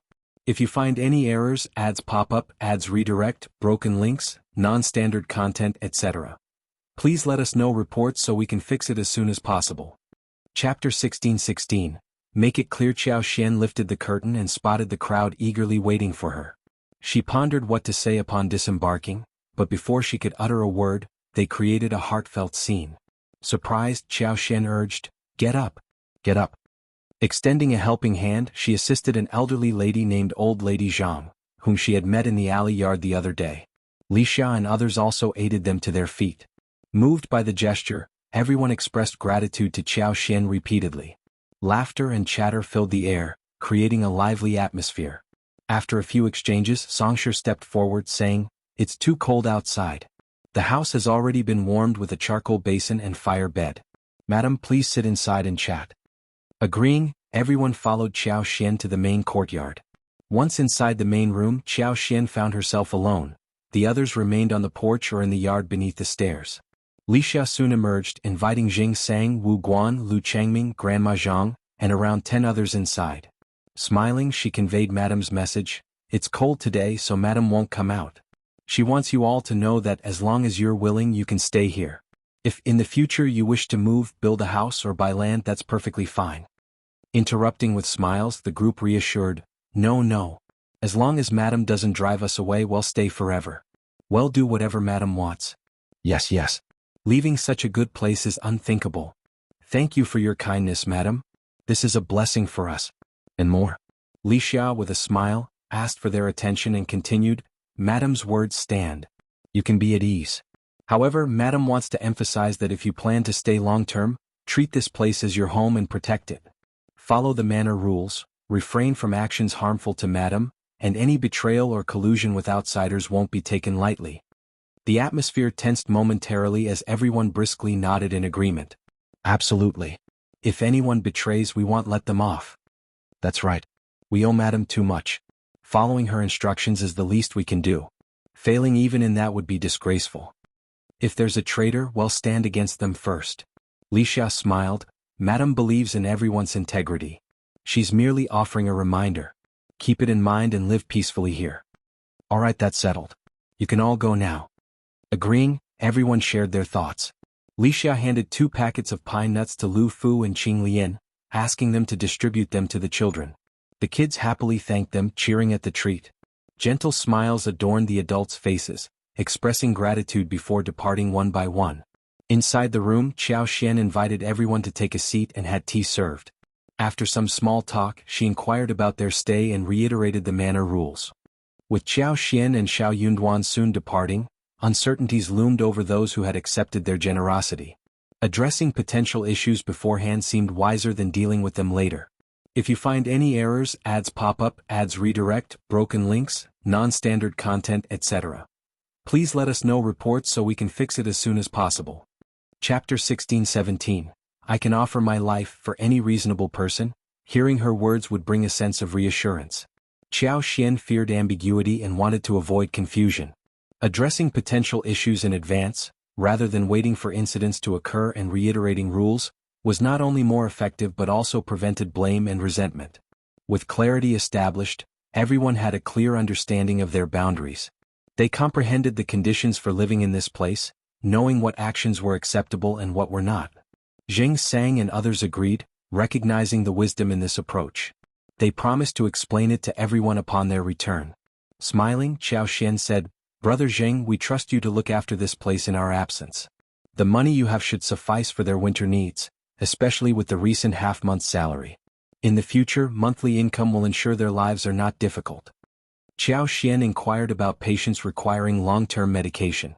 "Brother Zheng, discuss with Xianxia and provide me a list. They'll cover the treatment costs. If good medicine can expedite recovery, let me know. It's better to heal as soon as possible. For those needing extended recuperation, inform me of the required medicine and prescription. Ensure timely medication in the future." Upon hearing this, Jing Sang and others looked up in disbelief. Wu Guan with a trembling voice asked, "Madam Shao, is this true?" Xiao Xian nodded with a smile. "Certainly, why would I deceive you?" Wu Guan, overwhelmed, rubbed his face and uttered in a hoarse voice, "But, that will cost a lot of money. We can't afford it at all. In this life, in the next life." Hailing from impoverished backgrounds and having faced life and death on the battlefield, they had limited knowledge beyond warfare. Despite surviving, their bodies bore the scars of disability, complicating their ability to earn a living. All future prospects seemed bleak for them. Left with a meager pension departing the military camp, they faced the harsh reality of their limited skills and lack of managerial knowledge, predicting a challenging future. Adopting the orphans, women, and elderly of their fallen comrades was even more daunting. Driven by a sense of camaraderie and survival, they endured for many years, clinging to the hope of a cure despite their financial struggles. Expressing their desperation, Xianxia sighed, "I will cover the expenses and you don't need to repay me. We've known each other as friends and it seems like fate. My husband's brother is also in the camp, consider it a blessing for him. Don't feel burdened, just accept it." Their surprise was evident. Lu Changming inquired cautiously, "But Madame Shao, a doctor mentioned it would cost hundreds of taels of silver for the cure. Others might need substantial payments." Nervously, Wu Guan and the others turned to Xianxia for confirmation. Xianxia smiled, reassuring them, "Certainly I can afford hundreds or even thousands of taels." "Really? That's fantastic. Thank you, Madame Shao." Madame Shao is truly a living bodhisattva. Joy enveloped everyone. Zheng rose and bowed to Xianxia, hands folded in front of his chest. "Madam, my life belongs to you and my lord. Whatever you ask of me, I will do. Count us in." Wu Guan and Lu Changming declared without hesitation.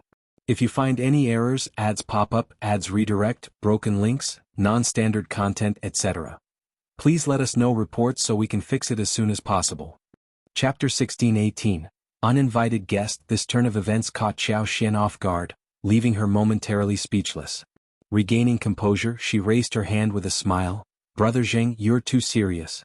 It's our fate and this is nothing. In the future, just live in peace. If there's a need, don't hesitate."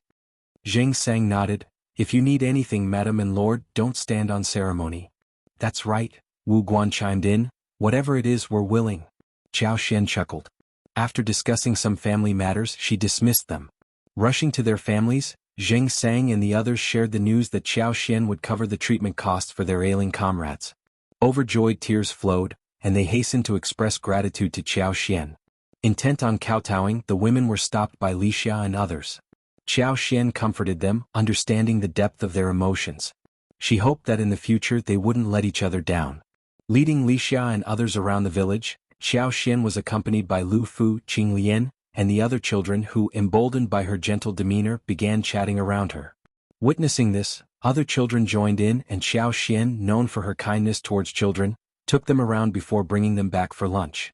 Enlisting the help of the servants' daughters-in-law, they prepared steaming meat buns, plump and fragrant with the tempting aroma of fresh white flour. The children eagerly awaited, and upon Xianxia's cue, they joyfully rushed forward to savor the delicious treat. Xianxia instructed the kitchen to prepare a variety of nonchalant, casual and indifferent dishes, creating a lively atmosphere. Upon discovering the gesture, everyone expressed gratitude and recited Buddhist scriptures, feeling fortunate to have encountered someone as kind as Madame Shao. Xianxia happily spent half a day in the farmland before returning to the city. The children enthusiastically ran alongside the wagon until they were far away. Wuxia and the others shared the joy, remarking on the increased number of people in the manor, making it look more like a true manor. Returning home around 4 in the afternoon, Xianxia brought fresh radishes, cabbages, eggs and fish from the village. Planning a delightful dinner, she prepared braised fish, lamb stew with radishes and vinegar cabbage. As thoughts turned to dinner, an unexpected guest arrived, elder Miss Xianxia, whom Xianxia hadn't seen in a long time. With a guarded stance, Xianxia didn't allow her and her servant into the house. Instead, she invited Xianxia to a private room in a nearby tea house. Despite feeling slighted by Xianxia's guarded actions, Xianxia remained composed, concealing any displeasure. Maintaining a sense of superiority, she refrained from arguing with Xianxia, think that she is unworthy. "If you find any errors, ads pop up, ads redirect, broken links, non-standard content, etc. Please let us know reports so we can fix it as soon as possible." Chapter 16:19. Interesting. Xianxia couldn't care less about Xianxia, but the reality of being outshone by someone she dismissed bothered her. Seeing Xiao Xian almost made her lose composure as a noble lady of the capital. "Miss Tian, what brings you here?" Tian Shanshan glanced at Xiao Xian before stating, "Lord Shao has been assigned to An's province." "Madam Xiao, do you comprehend the nature of An's province?" Xiao Xian felt a surge of disgust. She never liked Tian Shanshan, and it was challenging to remain calm in the face of a woman who repeatedly coveted her husband. Even if the words sounded ordinary, Xiao Xian couldn't shake the feeling of an underlying meaning. Furthermore, the words were abnormal. With a half-smile, Xiao Xian retorted, "Miss Tian, you're not entitled to inquire about this, are you? It's none of your concern." Tian Shanshan, embarrassed and infuriated, sneered, "It appears you are ignorant of that place. An's province is infested with bandits. Countless criminals, having committed various crimes, reside in the rugged mountains. They've established themselves as lords of the mountains, becoming a formidable criminal force. Rampant violence, arson, routine for them. They consistently oppose the government. Lord Shao, as an official there will achieve nothing. Merely keeping his life is already a feat." "Madam Xiao, are you still so confident?" Xiao Xian seethed with anger. Tian Shanshan's condescending tone portrayed her as an ignorant fool. Who gave her the right to look down on others like this? Remaining silent, Xiao Xian's apparent restraint fueled Tian Shanshan's pride as she mentioned, "The official transfer order hasn't been officially issued yet, providing a chance to alter it." Having uttered her words, Tian Shanshan shot a glance at Xiao Xian. She deliberately left the statement incomplete, hoping Xiao Xian would plead with her. After a moment's contemplation, Xiao Xian inquired, "Is there any way?" She played along. "For," Tian Shanshan's maid scoffed. "This is no trivial matter. Except for my miss, no one else will assist you. But why should my miss help you? Madam Xiao, do you grasp my point?" Xiao Xian responded. "Miss Tian, why don't you enlighten me? I don't quite understand your implications." Xiao Xian believed her response was suitably cooperative. Fu cast a contemptuous glance, internally musing, "What an idiot. She's utterly clueless. Why would Lord Shao choose such a wife? If you insist, then it'll be straightforward. You're not worthy of Lord Shao. Why not dissolve the marriage directly? Since Lord Shao treats you well and is now facing trouble, you should do something in return, shouldn't you? Otherwise it would be too selfish. You'd be letting Lord Shao down." Tian Shanshan calmly added, "Madam Xiao, An's province isn't fit for humans and the bandits don't get along with authorities. I doubt you want to go there either. Official status is prestigious, but when weighed against your life, what's more crucial? You may not understand the meaning of going to An's province. If you find any errors, ads pop up, ads redirect, broken links, non-standard content, etc. Please let us know reports so we can fix it as soon as possible." Chapter 1620. Not choosing. Tian Shanshan patiently recounted the bandit atrocities in An's province, describing the killings in detail, while Xiao Xian silently listened. However, in truth, Xiao Xian was already well aware of the events Tian Shanshan described. Many of them were not as recent or severe as Tian Shanshan portrayed. Some dated back a decade. Yet, Tian Shanshan presented them as recent occurrences. Upon concluding her account, Fu sneered, "Madam Xiao, do you grasp the current situation? Only our miss is willing to aid Lord Shao. You don't really have a choice, do you?" Xiao Xian cast a glance at her. "No need." Fu displayed a smug smile, but Xiao Xian clarified, "I'm not making any choice." "What do you mean? What do you mean?" Xiao Xian regarded them with an odd look. "Are you expecting me to make a choice? That's absurd. Why should I make a choice?" Fu retorted in frustration, "Don't you care about Lord Shao's life? He's risking everything. It's not your place to make such statements. Be cautious with your words. I trust my husband's judgment. If he's willing to go to An's province, then he can. Even if there are issues, my husband will handle them. What's the matter with a few bandits? They were only bold because they never encountered my husband. When he arrives, their good days will be over. They'll kneel and plead for mercy." Tian Shanshan and Fu were left speechless. How could there be someone so blindly confident and naive?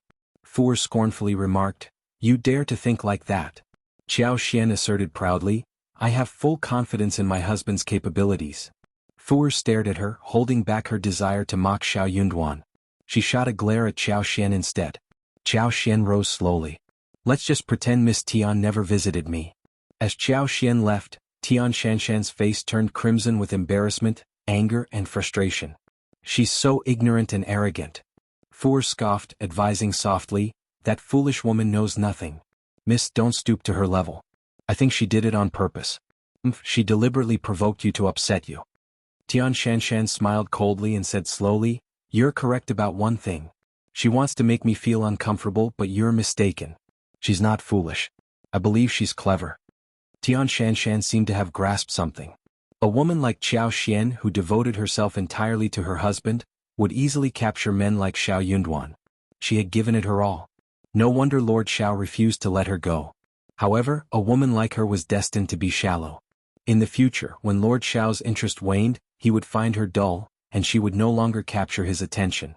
But how much longer would she have to endure? From her persistent infatuation to her inability to break free, she could no longer turn back, nor did she desire to. Unable to convince Xiao Xian, Xianxia decided to approach Shao Yunduan herself. If you find any errors, ads pop up, ads redirect, broken links, non-standard content, etc., please let us know reports so we can fix it as soon as possible. Chapter 1621. As long as cousin becomes the emperor, Shao Yunduan was perplexed. He had no desire to engage with Xianxia. Spotting her, he swiftly turned away, intending to leave. Xianxia felt extreme pain and embarrassment. Was she so repulsive in his eyes? He avoided her as if she were a venomous snake or a ferocious beast. Proud and arrogant, she couldn't tolerate such humiliation. Shocked and fueled by her competitive spirit, Xianxia had to intercept Shao Yunduan. Although he was stopped, Shao Yunduan didn't engage in much conversation with Xianxia. His eyes betrayed a clear disgust, nearly causing her to lose her composure. Despite being halted, Shao Yunduan didn't entertain any discussion of his upcoming role as an official in An's province. He didn't need her so-called good intentions, and didn't want to hear them. Shortly after, he decisively left. Xianxia's well-intentioned efforts went to waste. Returning home in anger and humiliation, she harbored intense resentment toward Xiao Xian. Vowing to make Xiao Xian kneel before her one day, she sought to claim everything Shao Yunduan had done for her today. As long as her cousin ascended to the throne, everything would change dramatically. She didn't believe Shao Yunduan would dare to resist. Xianxia's heart burned anew. While Xianxia's actions had no impact on Xiao Xian and Shao Yunduan, the crown prince, hearing about it, grew displeased. He had been anticipating Shao Yunduan to plead for him, but it never happened. He could no longer wait, so he subtly signaled his two young officers, who had joined him along with Shao Yunduan, to talk with Shao Yunduan. If Shao Yunduan was in a bad mood, they were to try persuading him. The crown prince aimed to convince Shao Yunduan to yield to his wishes. He also communicated that he had been patiently waiting for Shao Yunduan to acquiesce. However, to the crown prince's surprise, the two young officers harbored long-standing animosity toward Shao Yunduan. Fearing that he might plead with the crown prince, they deliberately provoked him. They had no intention of following the crown prince's instructions to make Shao Yunduan give in. The two officers went to Shao Yunduan, delivering the opposite message. They mocked and taunted him, attempting to ensure he didn't change his mind. Shao Yunduan observed the theatrical performance put on by the two officers. In front of the crown prince, the two officers naturally had another pretext. The crown prince, displeased that Shao Yunduan seemed oblivious to his clear intentions despite expressing goodwill, grew frustrated. When he heard that Tian family's elder miss had approached the officers, the crown prince dismissed it without much thought. Could Shao Yunduan have secretly aligned with the fourth brother? Was he colluding with the fourth brother? Furious and disappointed, the crown prince decided to no longer concern himself with the matter. If Shao Yunduan wanted to go to An's province, so be it. The crown prince was determined to see if Shao Yunduan's reputation would be tarnished or if he would even lose his life there. Only then would he gauge Shao Yunduan's true strength. Princess consort, feeling sorry for the crown prince, obediently sided with him. To comfort him, she fabricated negative stories about Shao Yunduan and Xiao Xian. She even mentioned with a smile that young Master Xia had developed a close relationship with her nephew, engaging in discussions about poetry and paintings with a group of scholars in the mountain courtyard. If you find any errors, ads pop up, ads redirect, broken links, non-standard content, etc., please let us know reports so we can fix it as soon as possible. Chapter 1622. There's no one. It was evident that young Master Xia harbored a sincere desire to become an official. This realization brought relief to the crown prince. If he could secure eldest young Master Xia's loyalty, it would be a beneficial acquisition. Crown Prince requested Princess Consort to extend an invitation to Mr. Xia to visit the East Palace as a guest. However, Xie Jingrong declined, vaguely stating that it wasn't the right time yet. Interpreting this as a sign of agreement, the Crown Prince decided to patiently await the opportune moment. Feeling reassured, the Crown Prince looked forward to the upcoming new year. As anticipated by Qiao Xian and Xiao Yunduan, no guests or well-wishers visited them this year. Those who had turned snobbish and considered Xiao Yunduan unworthy of friendship abstained, and some even reveled in the idea of celebrating the occasion with fireworks. For those who wished to avoid trouble, reaching out to Xiao Yunduan could potentially incur the East Palace and Fourth Prince's displeasure. Preferring to steer clear of any complications, they chose to sever ties with him altogether.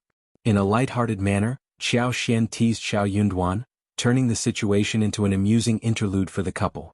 As the new year approached, Xiao Xian decided to keep a low profile even in purchasing festive items.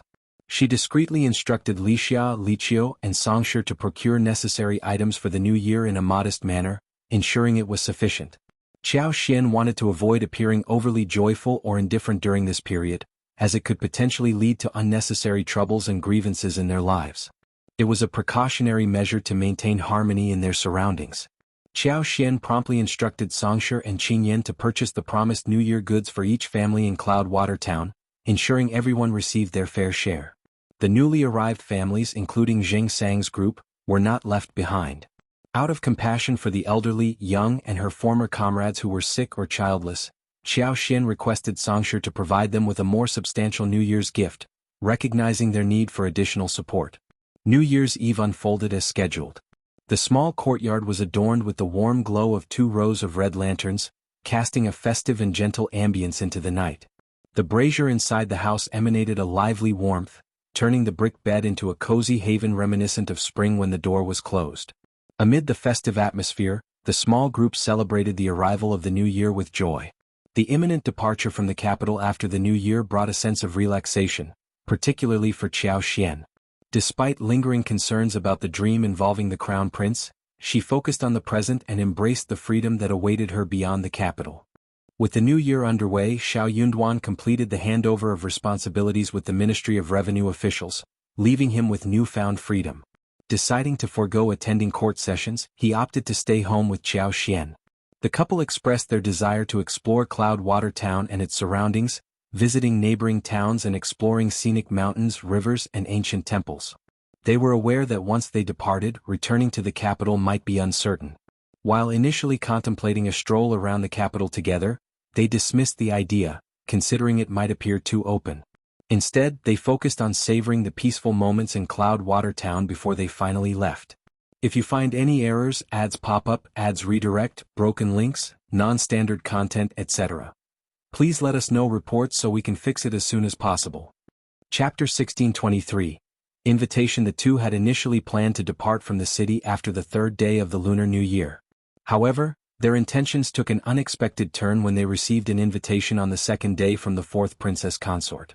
The invitation was for a banquet scheduled on the 6th day of the Lunar New Year. This unexpected development piqued their interest. Apparently, the eunuch delivering the invitation had received explicit instructions from the 4th princess consort. In a shrill voice he conveyed, "The princess consort insists that Madame Shao must attend. No excuses will be entertained. Failure to comply will displease the princess consort." Qiao Xian responded with a smile, addressing Xiao Yunduan's father, "Father-in-law, please convey my gratitude to the 4th princess consort. I am truly honored that she still thinks of me during this time. I am delighted and see no reason to decline." "Yes, absolutely." Qiao Xian's expression, conveying a sense of honored acceptance, left the young eunuch feeling as though his words had fallen on deaf ears. Here to witness the spectacle and perhaps revel in their discomfort, the young eunuch couldn't shake the feeling of being observed. "Excellent. Madame Shao, remember that," he warned. "Hee, unforgettable, absolutely unforgettable." Bah.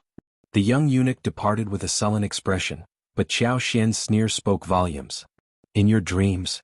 The 4th princess consort might have aimed to mock and humiliate her, relishing in her embarrassment, but Qiao Xian had no intention of letting it affect her. Still, she couldn't deny that dealing with such matters was a headache. Xiao Yunduan, holding her hands, offered a reassuring smile. "My wife, just go and enjoy the spectacle." Qiao Xian looked up at him, reciprocating the smile. "Indeed, that seems to be the only way." The couple grinned at each other. After a brief exchange of words, Both of them began to ease up. Xiao Yunduan expressed, "It would not be wise for you to decline. Considering we are departing the capital, I doubt the fourth princess consort would risk causing unnecessary trouble. Rest assured, my wife." Internally, Xiao Xian mused, "I am not concerned at all. Attending banquets is her specialty." "Yes, don't worry, husband." Yet, a sigh escaped her as she added, "In that case, our visit to Cloudwater Town tomorrow will have to be postponed." Xiao Yunduan burst into laughter. "Even if you go in a few days, it'll be the same. Spend a few more days here to make up for the ones we missed." Xiao Xian chuckled. On the 6th day of the Lunar New Year, Xiao Xian accompanied Xia to the fourth prince's mansion. This time the situation took an interesting turn. The fourth prince's household staff guided her through the residence, making numerous twists and turns before leading her to a flower hall, instructing her to wait. It was evident they intentionally left her there. The reception hall lacked the warmth of a heated brick bed or a charcoal basin. Its cold and austere atmosphere was accentuated by its emptiness. Besides Xiao Xian and her servant, there was no one present. Given the pleasant weather, Xiao Xian decided to take advantage of it and brought Xia to the courtyard to enjoy the sunshine. In the yard, 2 robust and ancient winter plum trees blossomed at the perfect time. The golden flowers on the branches sparkled in the bright sunlight, and the fragrance filled the air, providing a refreshing sensation. While admiring the flowers and conversing with Xia, Xiao Xian activated her superpower to eavesdrop on the ongoings within the mansion. A cacophony of noises reached her ears, prompting Xiao Xian to retract her superpower. Utilizing it in a bustling environment proved challenging due to the myriad voices and incessant noise. The residents lacked the tranquility necessary for effective use, a drawback that made Xiao Xian feel lightheaded after a prolonged attempt. This superpower, she realized, was better suited for information gathering in open landscapes and wilderness rather than crowded places. However, within the mansion, the only discernible sounds were servants gossiping, various discussions, and envy expressed toward the madams and young ladies attending the banquet. Amidst the chatter, there were also whispers of mockery and gloating aimed at Xiao Xian. "If you find any errors, ads pop up, ads redirect, broken links, non-standard content, etc. Please let us know reports so we can fix it as soon as possible." Chapter 1624. The open Gambit. Xiao Xian and her servant engaged in conversation until a maid arrived. Casting a stiff glance at them, she declared, "Madame Shao, please come with me." Returning the look with a smile, Xiao Xian replied, "Then please lead the way." Assuming that decorum would prevail in the fourth prince's mansion, the maid proudly guided them, raising her chin with an air of superiority. Xia, feeling indignant, sought solace in her madam's gaze. Xiao Xian, shaking her head with a smile, signaled for Xia not to be bothered. Xia pursed her lips and lowered her eyes, resigned to the snobbish attitude. Upon arriving at the hall where the guests had congregated, the opulent and spacious room teemed with people. With Xiao Xian and her servant being the last to arrive, the madams and young ladies, engaged in cheerful conversations, collectively turned their attention toward them. A smile adorned their lips, and their eyes sparkled with anticipation, a clear indication that they were eager for a spectacle. Once a figure of envy and glory, Madame Shao now found herself the object of their gloating pleasure.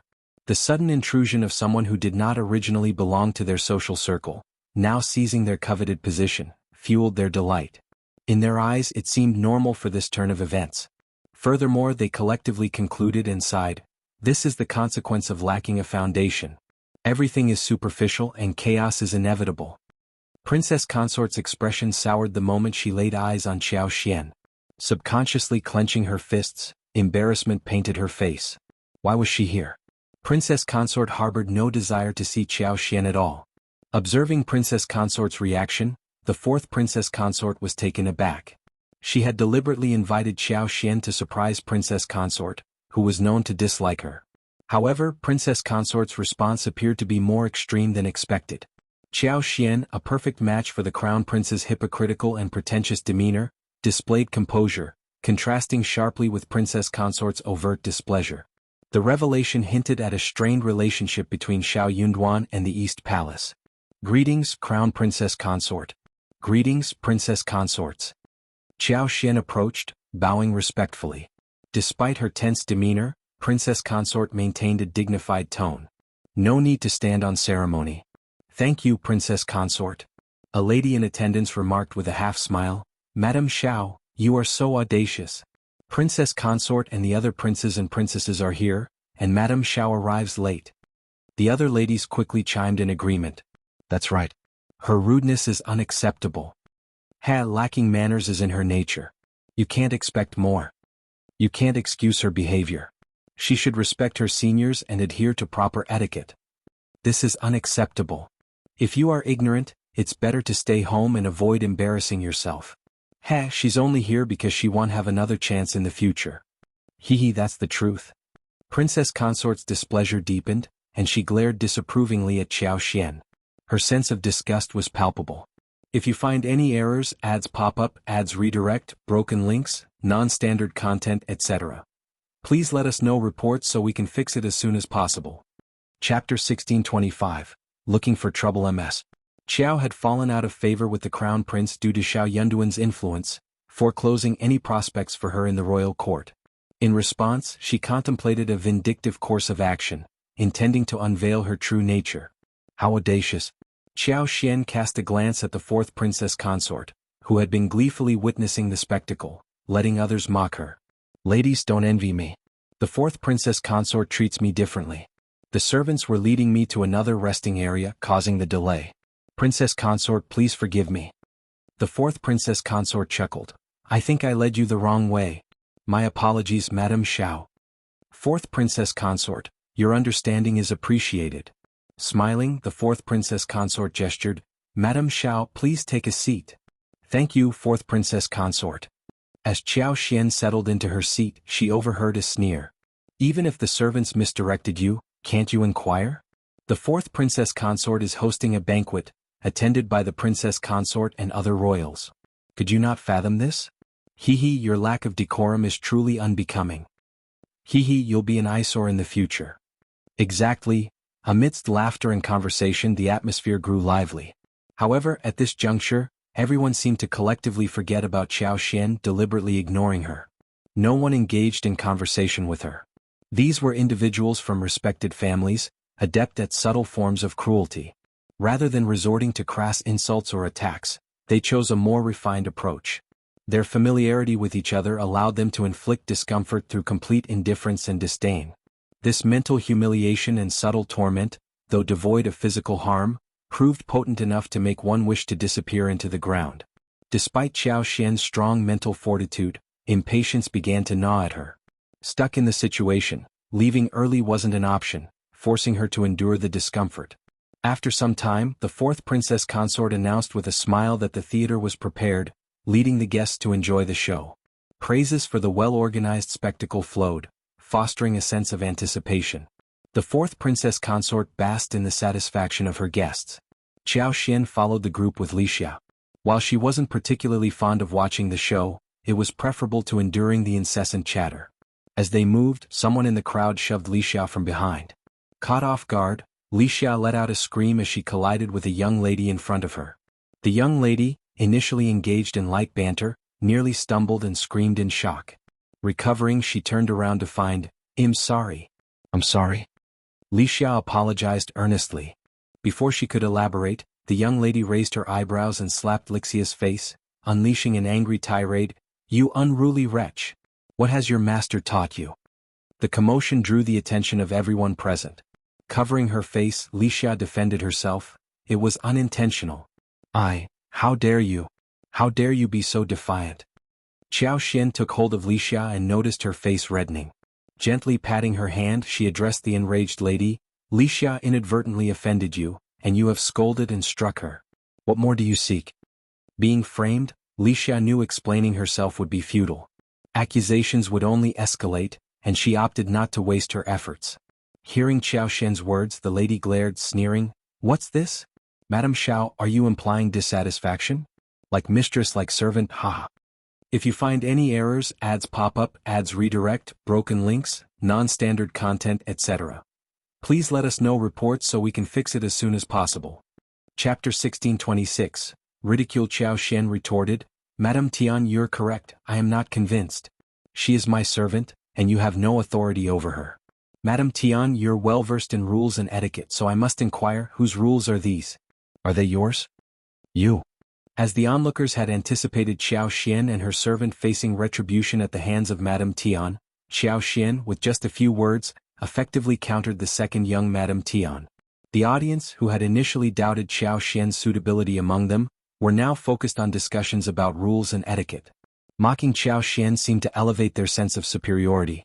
Though Xiao Xian directed her words at Madame Tian, some other ladies couldn't help but feel a twinge of annoyance and embarrassment. Recognizing the potential for an escalating confrontation, one individual stepped forward and pulled the second young madam of the Tian family aside, attempting to mediate. Let it go, let it go. The girl acted impulsively. It's all right to teach her a lesson. No need to be so upset. Exactly. Escalating the situation won't help. Why let it go that far? Let's not engage in further argument. To be fair, Madame Shao might have been a bit harsh. The actions and words of the young Madame Tian were likely reflexive. Madame Shao shouldn't have criticized her so vehemently. That's right. Who wouldn't react strongly when startled? If it were Madame Shao, the response might have been even more intense. Madame Shao is known for her sharp tongue. This is quite evident. It's clear your servant made a mistake. Instead of offering an apology, you seem to be shifting blame onto others. Shouldn't Madame Shao be the one apologizing? Sigh, she won't care about that. Hee hee.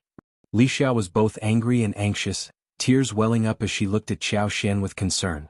Madame was defending her, which warmed her heart. However, she hadn't expected the situation to unfold like this. The matter clearly had nothing to do with Madame. She had been targeted in a scheme. Yet these people were distorting the truth and acting self-righteous. If Li Xiao didn't know her master's character so well, she would rather apologize herself than witness her madam endure such injustices. Xiao Xian, however, wasn't about to let Li Xiao shoulder the blame. She sneered, I'm not as adept at playing the blame game as many people here. I don't know if you're scared or not, but let me ask you this. If you accidentally kill someone out of shock, does that mean the authorities will excuse you? Is that not considered murder? A person who refuses to take responsibility for their actions, instead finding excuses left and right. Even when in the wrong, they still try to justify it. I don't understand how someone can have the audacity to speak of rules and etiquette. Or perhaps you're relying on the strength of your numbers. Declaring rules and etiquette while tarnishing the very essence of those words. No matter how wrong my servant may be, I will be the one to reprimand them. But hitting and scolding without explanation is shameless. Correcting my servant's mistake and dealing with those who meddle without permission are entirely separate matters. Don't conflate them. All of you make it sound so animated. Let me pose a question. If your servant makes a mistake, should others be allowed to casually and indifferently reprimand them? The ladies seethed with anger, yet fear of Xiao Xian's sharp tongue silenced them. They dared not utter a word, lest they face further humiliation. If you find any errors, ads pop up, ads redirect, broken links, non-standard content, etc. Please let us know reports so we can fix it as soon as possible. Chapter 1627. Revenge. The second young Madame Tian had been enjoying the support from those defending her, feeling a sense of pride. However, Xiao Xian's cutting remarks infuriated her to the point of outburst. Who do you think you are? If you can't teach me, I'll be the one teaching you, given how highly you think of yourself. You're becoming increasingly audacious. Xiao Xian looked at her and remarked, Second young Madame Tian, your manners and etiquette are truly admirable. I'm truly impressed. You. Forget it, forget it. Someone quickly intervened, pulling second young Madame Tian aside and offering soft advice. Why stoop to the level of someone like her? Let it go, you're magnanimous. Don't say too much. Just then, Princess Consort and Fourth Princess Consort sent someone to inquire about the situation. Attempting to downplay the matter, everyone put on smiles, eager to avoid further complications. Most importantly, they were well aware that they were in the wrong. Being unreasonable was one thing, but challenging Xiao Xian was another matter entirely. They knew they couldn't win. The embarrassment was palpable. While they suspected the Fourth Princess Consort might take pleasure in seeing Xiao Xian face adversity, they hadn't wronged her before and felt too awkward to voice their opinions. The person seeking information wisely chose not to delve into the matter. It was the first month of the lunar calendar, a time for harmony and auspicious celebrations. Stirring up trouble was ill-advised. Consequently, the group proceeded ahead, deliberately ignoring Xiao Xian this time. They quickened their pace and maintained a distance from her and Li Xiao. Li Xiao, seething with anger, whispered to Xiao Xian, Madam, these people are intolerable. Despite their claims of having manners, is this how they treat others? Xiao smiled and shared with Li Xiao. They treat people differently from us. We value treating people well, but they prioritize wielding power. Li Xiao was taken aback, covering her mouth as she chuckled. Xiao joined in the laughter. The silly girl had a generous heart, and that pleased Xiao. Is your face okay? Li Xiao shook her head hastily. I'm fine. It's my fault for involving you. Don't be silly. It's not about you. What happens to me has nothing to do with you. Don't be upset. These people will face consequences. Li Xiao nodded, finding solace in Madame's reassurance. Little did she know that retribution would come sooner than expected. With the theater arranged, everyone took their seats. The prince's concubines engaged in lively conversations, choosing scenes for themselves. The madames of higher status also selected scenes. The troupe promptly began performing according to the script. Xiao cast a glance at the trees in the yard outside the opera house, a cunning smile flickering across her eyes.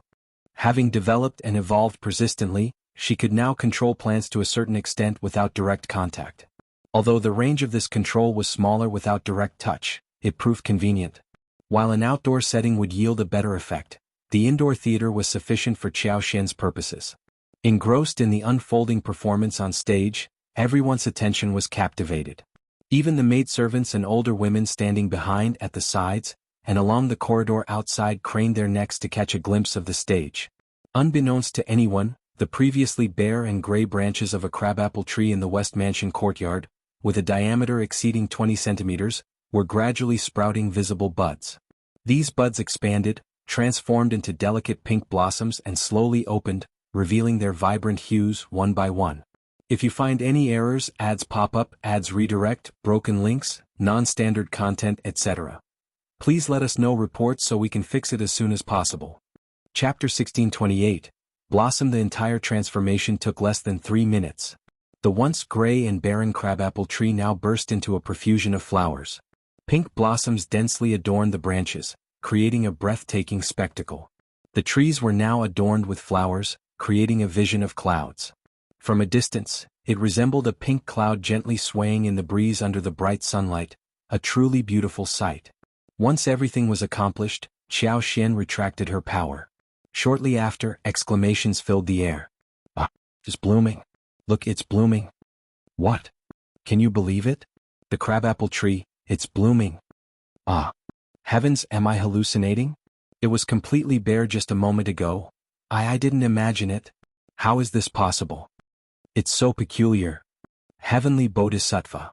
The maidservants on the corridor were utterly astonished, their worldviews on the verge of shattering. Witnessing what seemed like a miracle, they couldn't contain their excitement, engaging in non-stop discussions. Caught up in their astonishment, the maidservants momentarily forgot themselves.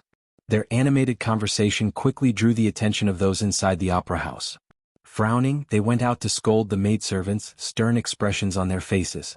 The maidservants, eager to share their discovery, all talked at once, pointing excitedly at the splendid crabapple tree bathed in sunlight. Witnessing the transformation, the maids and other servants couldn't help but widen their eyes and exclaim, "Ah!" Some of the elder ones even doubted their eyesight due to age and hastily rubbed their eyes, peering closely to ensure they weren't seeing things. The esteemed Auntie Tang stammered, "When did these flowers bloom? Why wasn't it reported earlier?" All the maidservants burst into laughter. "You've got it wrong. The flowers just bloomed. We just noticed." "That can't be possible." "It's true, Auntie Tang. When the masters entered the opera house, there was nothing there. There's no reason for all of us to see and remember wrongly." "What?"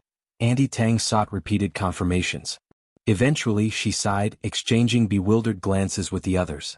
While it might be conceivable for one person to misperceive, or even 2 or 3 to overlook something, it defied belief that a group of 20 to 30 people could collectively misjudge and misremember such a sight.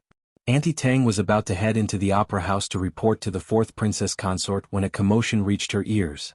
It appeared that a lady inside had inadvertently turned her head toward the row window and spotted the pink and beautiful crabapple flowers.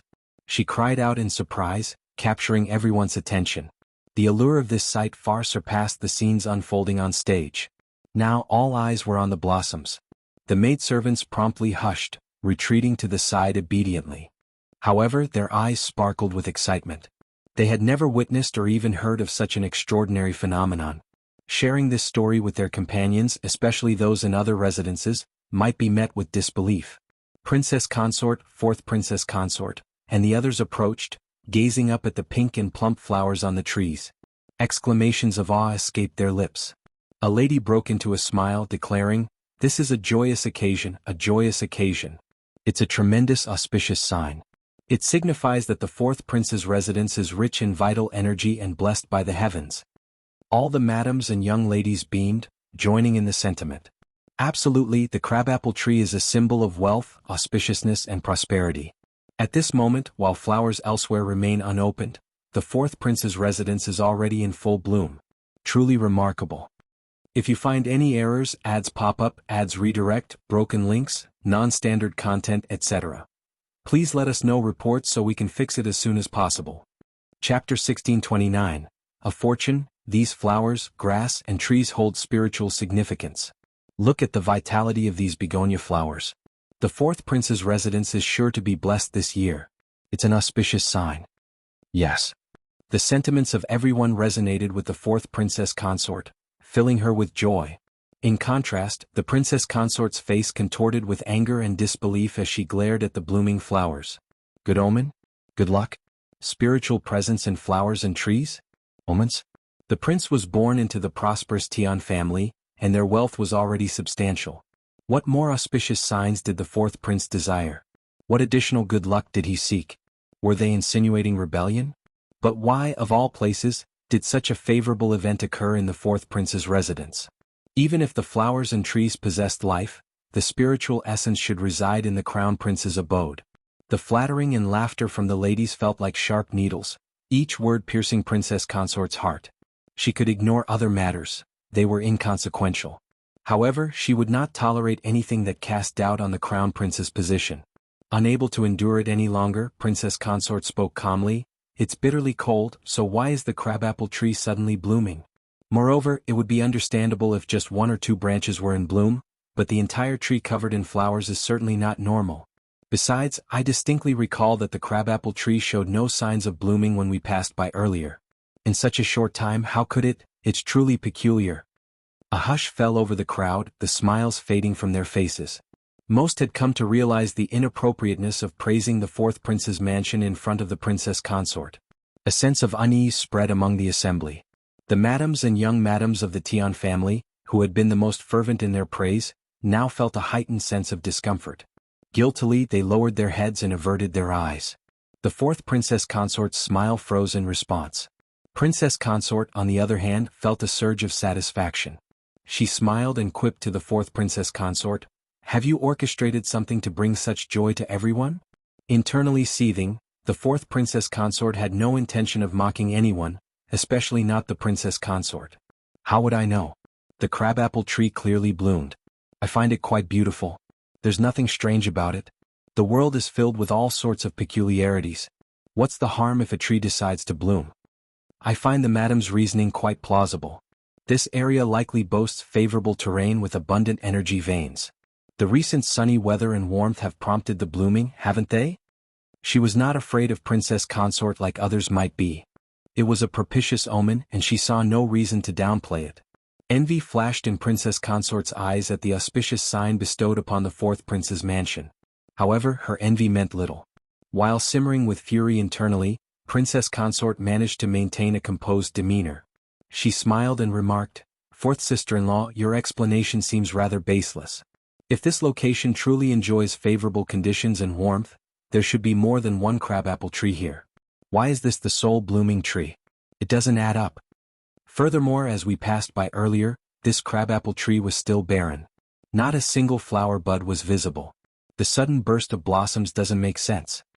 In my opinion, this is highly unorthodox.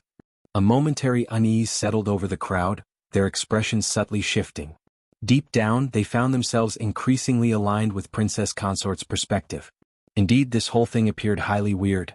If you find any errors, ads pop up, ads redirect, broken links, non-standard content, etc., please let us know reports so we can fix it as soon as possible.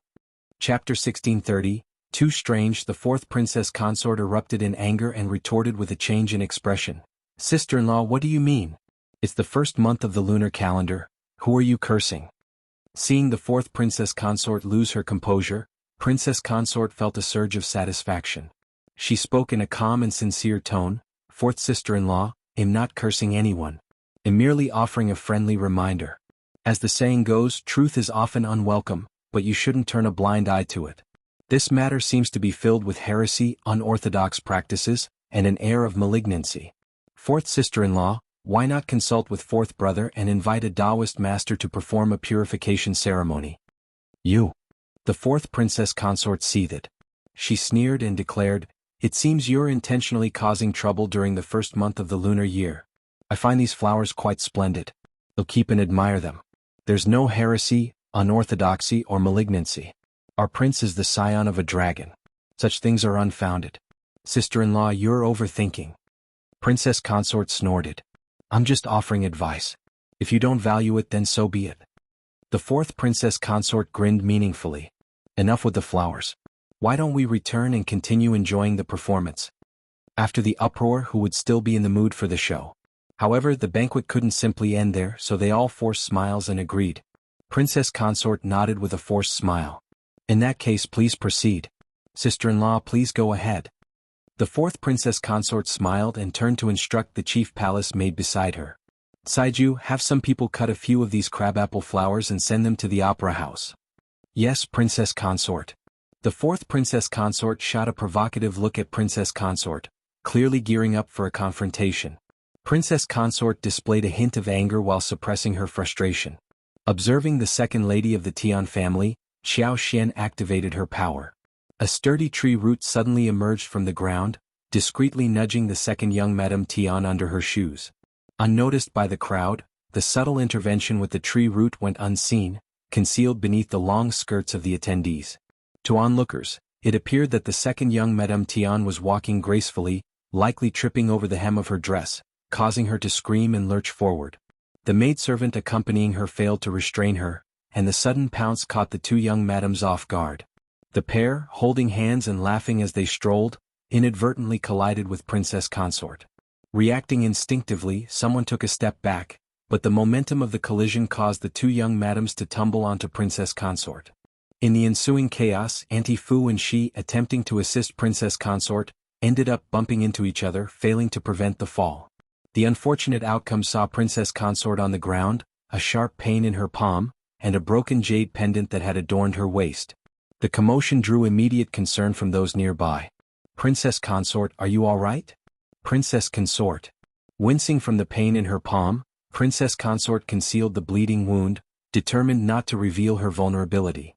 She accepted the help offered to her, all the while hiding the stained and broken aspects of her previously immaculate appearance. Despite the external assistance, the scene portrayed a stark contrast to her previous elegance, now marred by a mess of torn fabric and damaged attire. If you find any errors, ads pop up, ads redirect, broken links, non-standard content, etc., please let us know reports so we can fix it as soon as possible. Chapter 1631. Fighting face-to-face. Princess Consort found herself in an unprecedented state of embarrassment, her face flushed with anger and her overall appearance significantly marred. Witnessing the aftermath of their accidental collision, the two young madams immediately knelt down, fear etched across their pale faces. "Princess Consort, please forgive me, I didn't do it on purpose. Princess Consort, please forgive me." Facing their pleas, Princess Consort cast a cold, stern gaze upon them, her eyes then shifting to second young Madame Tian, who appeared utterly frightened. Kneeling in submission, second young Madame Tian pleaded, "I didn't do it on purpose, Princess Consort, please forgive me." Deep down, second young Madame Tian felt both vexed and distressed. She couldn't comprehend what had transpired. Why had the flat ground seemingly transformed into uneven terrain, causing her to trip and fall in such a pitiful state? Upon regaining her senses, she scrutinized the ground, finding no irregularities. Perplexed, she suspected an illusion. Attempting to shift blame onto Xianxia, she realized that Xianxia stood too far away to be responsible. Forced to confess, second young Madame Tian found herself at a loss. Xianxia, observing the trio in their humbled state, recognized them as those who had mocked her. The notion of retribution lingered in her thoughts. However, she couldn't openly revel in it, resigned to savoring her satisfaction in solitude. The fourth princess consort relished the situation, thinking to herself, "You couldn't stand our nonsensical talk, could you? That karma has arrived, hasn't it?" She found satisfaction in witnessing the person who valued her dignity the most making a public spectacle of herself. Approaching the distressed trio, the fourth princess consort expressed concern. "I don't believe they did it intentionally.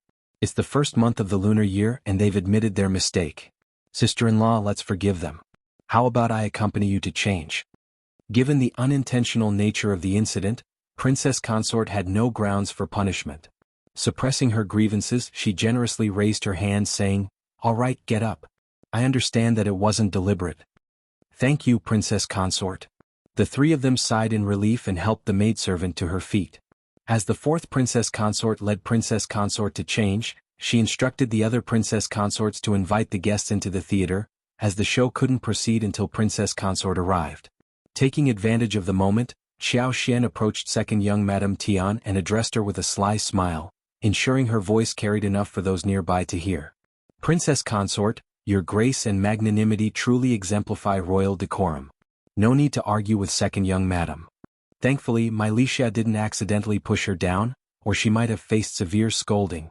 Second young Madame Tian held her breath and shot a glare at Xianxia, recognizing her own wrongdoing but avoiding further confrontation.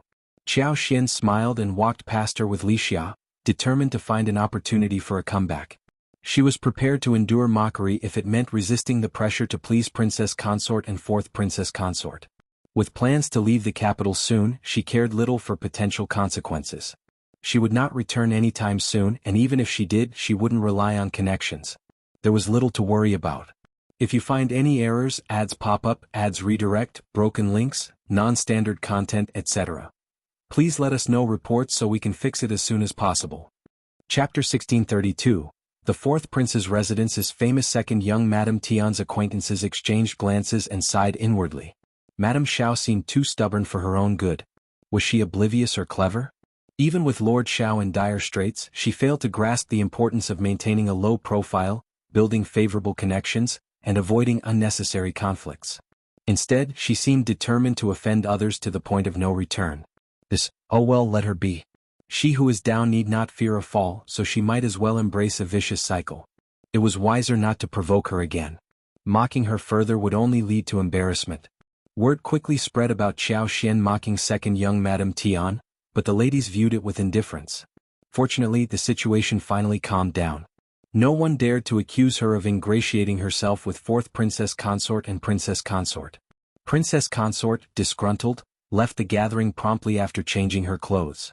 Aware of her mood, the fourth Princess Consort saw her off. With Princess Consort's departure, the audience couldn't continue enjoying the show, prompting a gradual dispersal of guests, including Xianxia. In the end, only a few close associates of the fourth Princess Consort concocted excuses to stay for a small gathering. The fourth Princess Consort felt thoroughly aggrieved. Princess Consort's outburst had marred the banquet, and the lingering guests couldn't help but glance at the begonia tree in full bloom. The fourth Princess Consort's heart raced with anxiety. To dispel the joy, she ordered red silk to be fetched and draped over the tree. After all, the blooming flower was deemed too peculiar. Heretical and untimely, the blossoming of the crabapple tree posed an awkward situation for the fourth Princess Consort. The incident occurred during the banquet, and its conspicuousness made it impossible to conceal. Now she had the daunting task of devising an explanation for the public. Xianxia seemed to revel in creating headaches for her, preventing her from finding further trouble. The thought of presenting her with a unique gift, ensuring her name echoed throughout the capital, filled Princess Consort with satisfaction, despite harboring anger within. Returning home, she shed her cumbersome attire and erupted in frustration. It was evident that the fourth Princess Consort orchestrated this intentionally, making things challenging for her. The arrogance and meddling of the Tian family irked her, and Xiaoxian's distant attitude upon seeing Xiao Yunduan puzzled her. What did she imply? None of them are trustworthy. News of the sudden blossoming of a crabapple tree in the fourth prince's residence spread rapidly, accompanied by vivid descriptions. Many reacted with disbelief, deeming the situation absurd. Despite initial skepticism, the solemn vows and first-hand accounts from family members compelled people to reluctantly accept this improbable truth.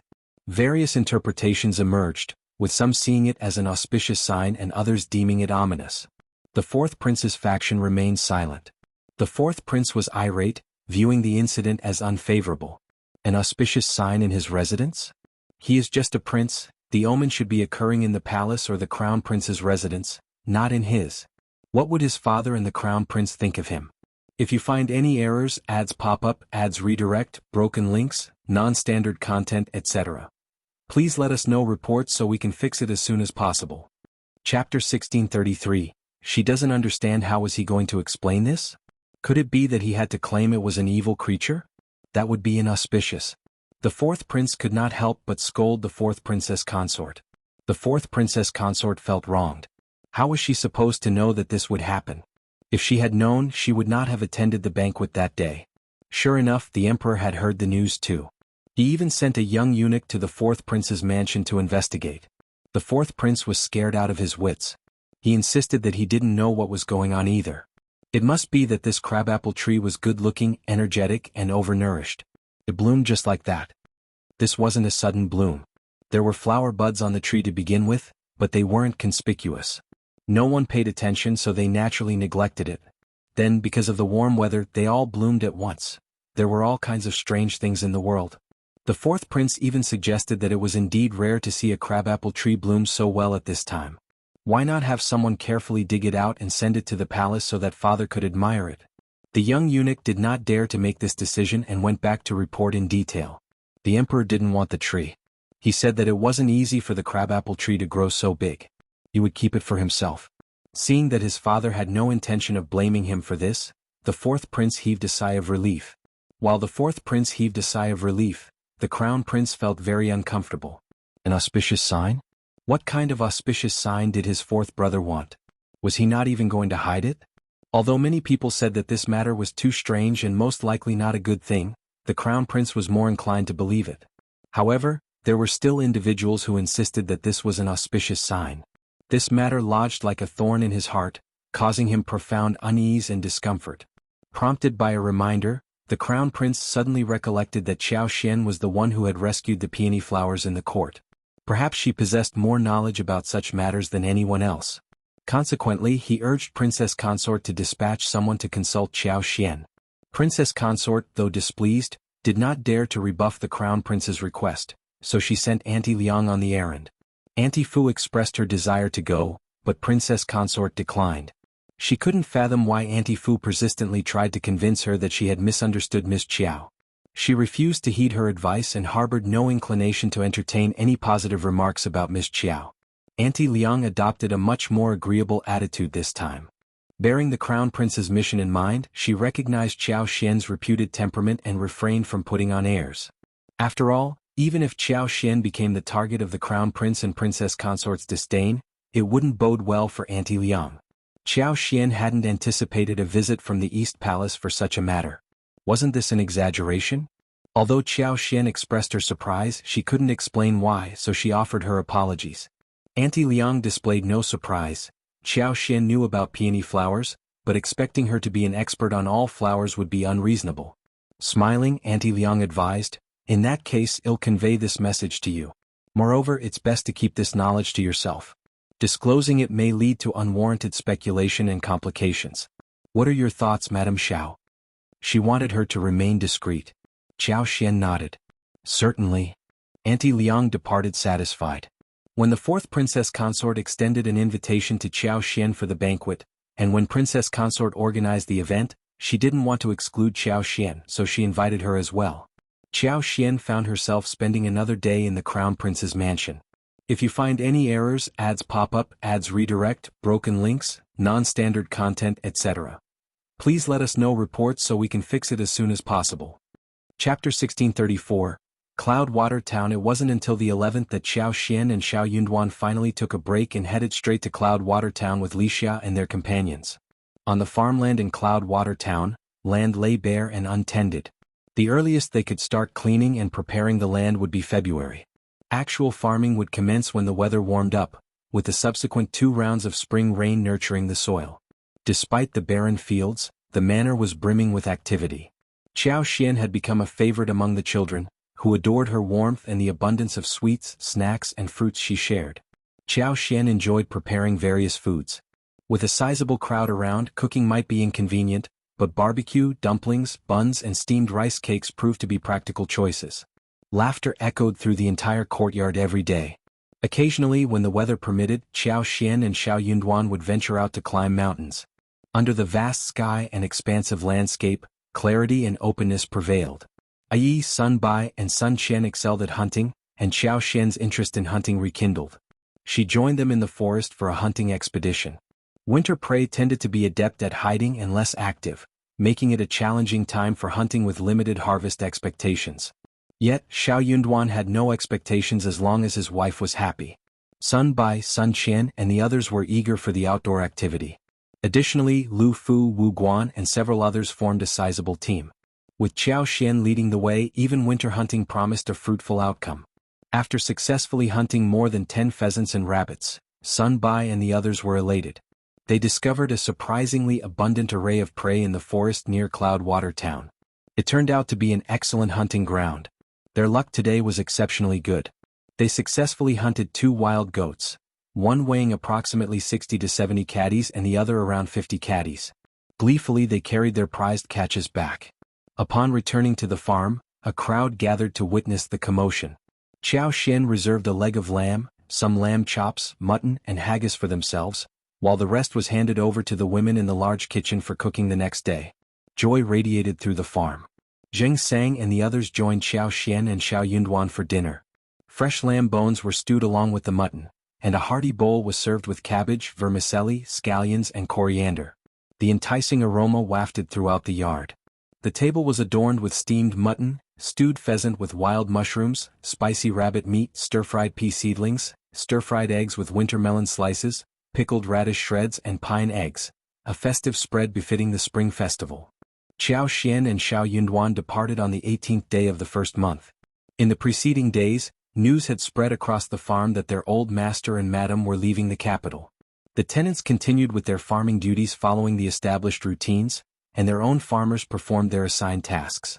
Adhering to Song's recommendation, Xiao Xian and Shao Yunduan appointed Xianxia as the leader of this area. Zhao Shu would send periodic checks on Xianxia, and Xiao Xian provided a means for him to communicate with Zhao Shu. Zheng Sang and the others continued to reside on the farm, receiving wages according to the terms of their contract. During their time on the farm, Zheng Sang and the others enjoyed a tranquil and secure life. They harbored no worries about securing hard work or food for the next day. Grateful and trusting, they held Xiao Xian and Shao Yunduan in high regard. If you find any errors, ads pop up, ads redirect, broken links, non-standard content, etc., please let us know reports so we can fix it as soon as possible. Chapter 1635. Planning to accompany. Upon learning that Shao Yunduan was slated for a transfer, reluctance hung in the air among the community. Curious children persistently inquired about Xiao Xian's return to the capital, unable to bear parting with Shao Yunduan. To them, the notion of An's province held no significance, and they assumed Lord Xiao's relocation was merely a result of a promotion to another place. In contrast, Zheng Sang, Lu Changming, Wu Guan, and the others were familiar with Anzizhou.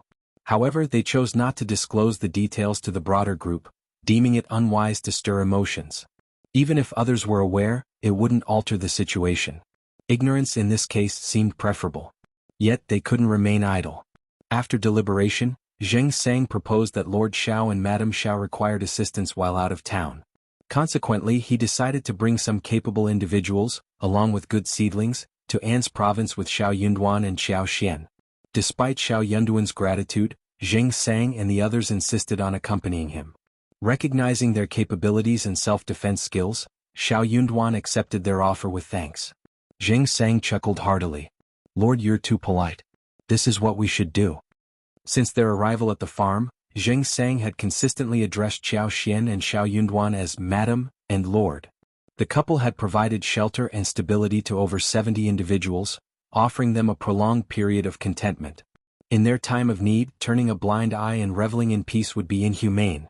Moreover, after years of confinement, the group was eager to explore the world beyond. Following thorough discussions, Zheng Sang and the others decided that Zheng Sang, Wu Guan and Yang Mu, a returning army veteran, would be accompanied by 10-year-old Lu Qian, Mo Li, Lu Fu, Madame Song, Shower, Qing Lian, Ms. Miao and Xiao Qiao, a total of 11 people. If Xiao Air expressed the desire to go, Miss Song wouldn't hinder her son. Naturally she would follow suit. Ms. Miao took the initiative to join, being close to Miss Song. With a companion in tow, it would be convenient for household tasks and organizing for the journey. Xiao, unable to bear parting with Qing Lian, was overjoyed. Thus the decision was finalized. Lu Changming, Song Guangyao, and others stayed at the manor to attend to the remaining people and manage the estate. With the decision made, preparations were underway. Given the considerable distance, procuring a carriage became imperative. A pre-made one wouldn't suffice. Modifications were needed to enhance sturdiness and comfort. 11 people would require at least 3 carriages, 2 for seating and 1 for luggage. Xiao Xian initially thought 4 carriages would be more comfortable, but Jing Sang and the others argued that 2 would suffice. With the need for alternating drivers, having too many carriages would prove inconvenient.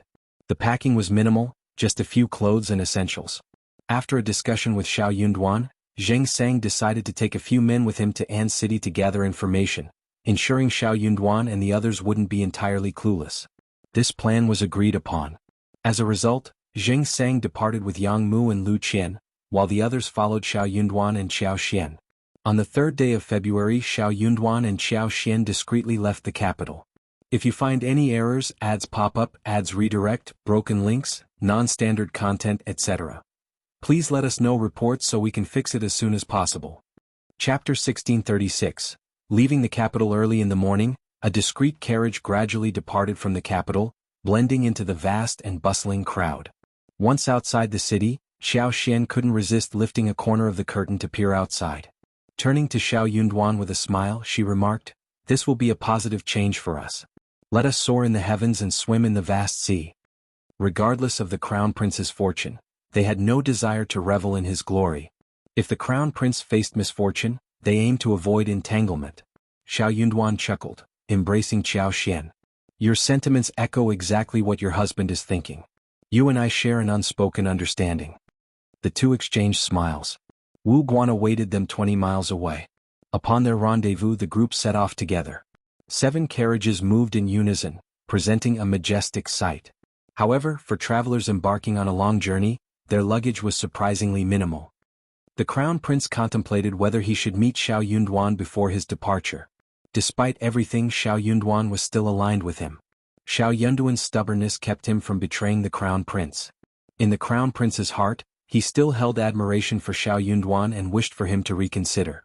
Yet, summoning him for a meeting might imply a concession, making the crown prince feel somewhat embarrassed, typical of his indecisive nature. However, Xiao Yunduan had already set out before the crown prince could make a decision. After Xiao Yunduan's departure, the crown prince felt a twinge of annoyance. Princess Consort sensed his thoughts and attempted to persuade him. "You've done everything you could for Lord Shao. Without your recognition and support, he wouldn't have achieved such prominence with his background and lack of connections. He wouldn't have offended the Tian family upon arriving in the capital because of Miss Qiao. These are all your doings. He could have had a better future, but because of Miss Qiao, he chose this path and let down your kindness and expectations. In my opinion, he's a fool. It's good that he's gone. Crown Prince, you don't have to blame yourself. You didn't do anything wrong." Hearing Princess Consort's words, the Crown Prince couldn't help but laugh.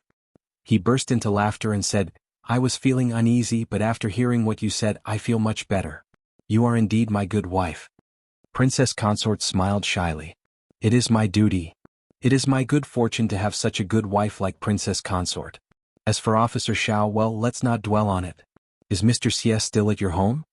Princess Consort was uncertain of Xie Jingrong's whereabouts in her own home, but as he was on good terms with her nephew, she nodded with a smile. "Yes, he has always been around. I will ask someone to inform him to meet you." This year marked Qi Xian's 47th year. In July, there would be another fall quarter examination, and in the following spring, another spring quarter examination after 3 years. A new primus would be crowned. The crown prince harbored the hope that Xie Jingrong would be the new primus. By then Xiao Yunduan would fade into obscurity. People would remember the crown prince's failure in retaining his trusted officer. The crown prince shared this sentiment. He nodded and smiled. "If you find any errors, ads pop up, ads redirect, broken links, non-standard content, etc., please let us know reports so we can fix it as soon as possible." Chapter 1637. Eldest young Master Xie left unexpectedly. 3 days passed, and Princess Consort had not received a reply.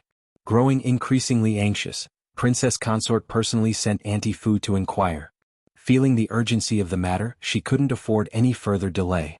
What would the Crown Prince think of her if she couldn't handle such a simple task? To her dismay, Auntie Fu returned with troubling news for Princess Consort. Mr. Xie had left the capital, intending to visit friends in Gubei and wouldn't be back for a month or two.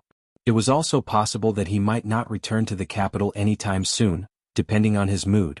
Princess Consort was dumbfounded. In fact, her maternal family, the Fu family, was equally stunned. They dared not take the initiative to inform her that young Master Xie had left a message and departed. The news had left them searching for words. Xie Jingrong had stayed in the capital to cover up for Qiao Xian and Xiao Yunduan, discussing the situation in An's province with Xiao Yunduan. He had maintained a facade of politeness. However, when Xiao Yunduan and Xiao Xian departed, he didn't even show up to bid them farewell. Unhappy and unable to tolerate the situation any longer, he decided to leave the capital. The more the Crown Prince expressed goodwill, the more repulsed Xie Jingrong felt. He knew the sacrifices Xiao Yunduan had made for the Crown Prince, both openly and covertly, yet the Crown Prince forced him to endure such absurd treatment. Xie Jingrong failed to see how the Crown Prince could be deemed kind. If Xiao Yunduan could be treated like this today, who's to say the same wouldn't happen to him in the future? As fury consumed Princess Consort, she instructed Auntie Fu to go again and summoned her second brother to her side. She desired to ask him personally. In reality, there wasn't much harm in personally seeking answers from Xie Jingrong, especially considering he had already left. The eldest young Master Xie didn't have any obligations to the Fu family, nor had he explicitly promised them anything. He hadn't even made a special visit to the Crown Prince. So, what power did the Fu family really hold? With no other option, Princess Consort instructed her second brother to dispatch more men to Gubei and retrieve Xie Jingrong as swiftly as possible. Regardless, he had to meet the Crown Prince first. Princess Consort regretted her delayed action. Initially she felt reassured, thinking Xie Jingrong intended to join the Crown Prince, so there was no rush. She anticipated him visiting her. Little did she know, had she known earlier, she would have invited him over much sooner. As Princess Consort procrastinated, the Crown Prince's impatience grew. After 6 or 7 days he was on the verge of becoming truly angry. What were the Fu family's intentions? Yet, receiving no updates from the individuals sent to Gubei, Princess Consort had no choice but to reveal the truth to the Crown Prince. His fury erupted upon hearing the news. What was wrong with the Fu family? They couldn't even retain a person. Weren't they claiming that Xie Jingrong got along well with the young masters of the Xie family? Did someone offend them? Why would Xie Jingrong leave so abruptly? Despite his frustration, the Crown Prince clung to hope. If the Fu family had offended someone, as long as Xie Jingrong was truly committed to pursuing an official position, he would surely return. Patience was all that was needed. Crown Prince scolded Princess Consort, instructing her not to offend Xie Jingrong when he returned. Additionally, he emphasized the importance of reporting any issues promptly rather than concealing them. Princess Consort inwardly sighed in relief, promptly agreeing to the Crown Prince's instructions. If you find any errors, ads pop up, ads redirect, broken links, non-standard content, etc., please let us know reports so we can fix it as soon as possible. Chapter 1638. On the road, Xiao Xian, Xiao Yunduan, and the others departed from the capital without hesitation. 3 days later, they had already distanced themselves significantly, covering over 700 miles of travel. Fatigue set in, prompting them to slow down. They adopted a more leisurely pace, not setting off early each day and checking into a hotel around 4 in the afternoon. An's province lay in the southeast of the Great Qin Empire. To travel south from the capital, one had to take a dry road, covering approximately 2,600 kilometers. Under normal circumstances, the journey would require around 20 days. Heading south proved more challenging, especially as they entered territories marked by crisscrossing mountains and ridges. Traveling 100 miles a day was the carriage's limit, and sometimes it was even less. Qiao Xian, Xiao Yunduan, and their companions anticipated spending at least a month on this leg of their journey. Fortunately, they had ample time before assuming office. They only needed to arrive within 2 months, allowing them to progress slowly. The extended trip proved enjoyable. Passing through vibrant towns with distinct local characteristics, they would settle down early. This allowed them time to explore local markets, savor regional delicacies, and purchase items for the road. However, transporting local specialties proved challenging due to the journey's length. In the blink of an eye, they transitioned from the expansive northern plains to mountainous terrain. Endless mountains unfolded before them, verdant and lush. Springs and waterfalls occasionally punctuated the scenery. Cliffs towered high, creating natural barriers. As they traversed remote mountain paths, encounters with wild sheep, boars and various other beasts became commonplace. The flapping wings of frightened pheasants and birds added to the natural spectacle. On one occasion they even spotted a large white-fronted tiger crouched on a distant cliff, stirring excitement among the group. Considering their combined strength, confronting a large tiger posed no problem for them. Had it not been for the distance and time constraints, Sun Bai, Sun Qian Yi, and others would have eagerly tested their mettle against the formidable feline. As they journeyed further south, the temperature gradually rose. The landscape transformed with the flourishing of grass, the flight of orioles and the blooming of various wildflowers. The mountains and wilderness turned into a captivating scene, adorned with colorful blossoms that complemented the young leaves and fresh grass. The air carried a melange of fragrances, flowers, grass, leaves, soil, and the warmth of the spring sun, refreshing the senses, inducing joy and expanding their horizons. Their group, venturing into An's province, was likely unprecedented. Shao Yunduan had severed ties with the crown prince, making him appear unlikely to rise again in the eyes of others. For the next few years he was perceived as a non-threatening figure. In these circumstances, Shao Yunduan enjoyed a sense of security. No intelligent prince would attempt to scheme against him at this juncture. Being the emperor's primus, Shao Yunduan remained a figure of significance, and the emperor might remember him at any moment. Therefore it made more sense for potential rivals to focus on gaining favor within the imperial court rather than plotting against him. With this understanding, Shao Yunduan and his men approached the journey with a relaxed mindset. Nevertheless, Sun Bai and Sun Qian remained vigilant. Daily they assigned professional scouts to monitor any signs of abnormal activity. They strategically rested during the day, arranging their schedules with caution. If you find any errors, ads pop up, ads redirect, broken links, non-standard content, etc., please let us know reports so we can fix it as soon as possible. Chapter 1639. Added within a few days, Wu Guan and the others were completely swayed by Sun Bai and Sun Qianxin, readily following their orders.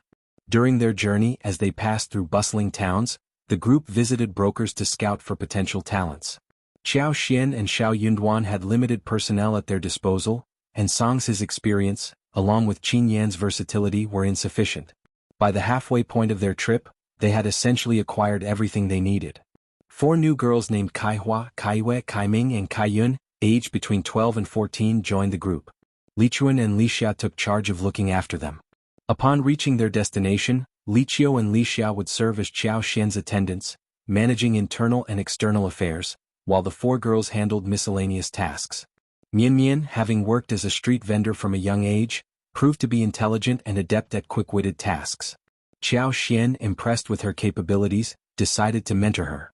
Mian Mian made significant progress in accounting, and Xiao Xian planned to gradually entrust her with account books and some properties. Mian Mian's enthusiasm for the job was evident, her eyes lighting up when handling calculations. In this respect, Lixia and Liqiu couldn't compare. They found accounting challenging, and although Xiao Xian had tried teaching them before, she eventually gave up. 2 more families, Xia Sanzhao and his wife with a pair of children and Kaiyu's parents, were added to the group. Xiao Xian named the 4 page boys Jia, Yi, Bing and Ding, around 13 or 14 years old, and assigned them to Songshi. Sun Bai and Sun Qian aimed to select promising individuals for martial arts training, but they only identified 3, all under the age of 12. As a result, the entire team nearly doubled in size, requiring 3 additional carriages. Fortunately, the remaining journey was not extensive, and in a few days they would reach their destination. On a particular day, Xiao Xian's secret could no longer be concealed. She was pregnant, nearly 3 months along. She had kept this information from Shao Yunduan, fearing that if he knew, he would hesitate to leave the capital. Despite initial worries, Xiao Xian found solace in the belief that her superpower would safeguard her child. When Shao Yunduan heard the news, he was stunned.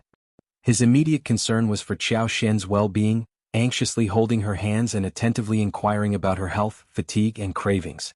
Amused, Xiao Xian laughed, instructing him to treat her as he always had. Shao Yunduan, however, couldn't fathom it being the same and grew increasingly worried. He suggested having Yi and Sun Bai stay with her or proposed returning to their house. He believed her life would be better and happier in Shouting Village. Her mother and sister-in-law would be overjoyed at the news, and the extended family could assist in taking care of her. Most importantly, it would be much safer at home. Yet Xiao Xian firmly refused. She pressed herself into his arms, declaring that she would only go where he went. Looking up at him with a gentle smile, she teased, "If I don't guard you, countless fairies will pounce on you. If you find any errors, ads pop up, ads redirect, broken links, non-standard content, etc. Please let us know reports so we can fix it as soon as possible." Chapter 1640, Pregnant. Caught between laughter and tears, Xiao Yunduan insisted, "I promise absolutely not." But Xiao Xian refused to listen, covering her ears defiantly. "I'm not listening." Xiao Yunduan attempted to speak, but Xiao Xian persisted, playfully blocking out his words.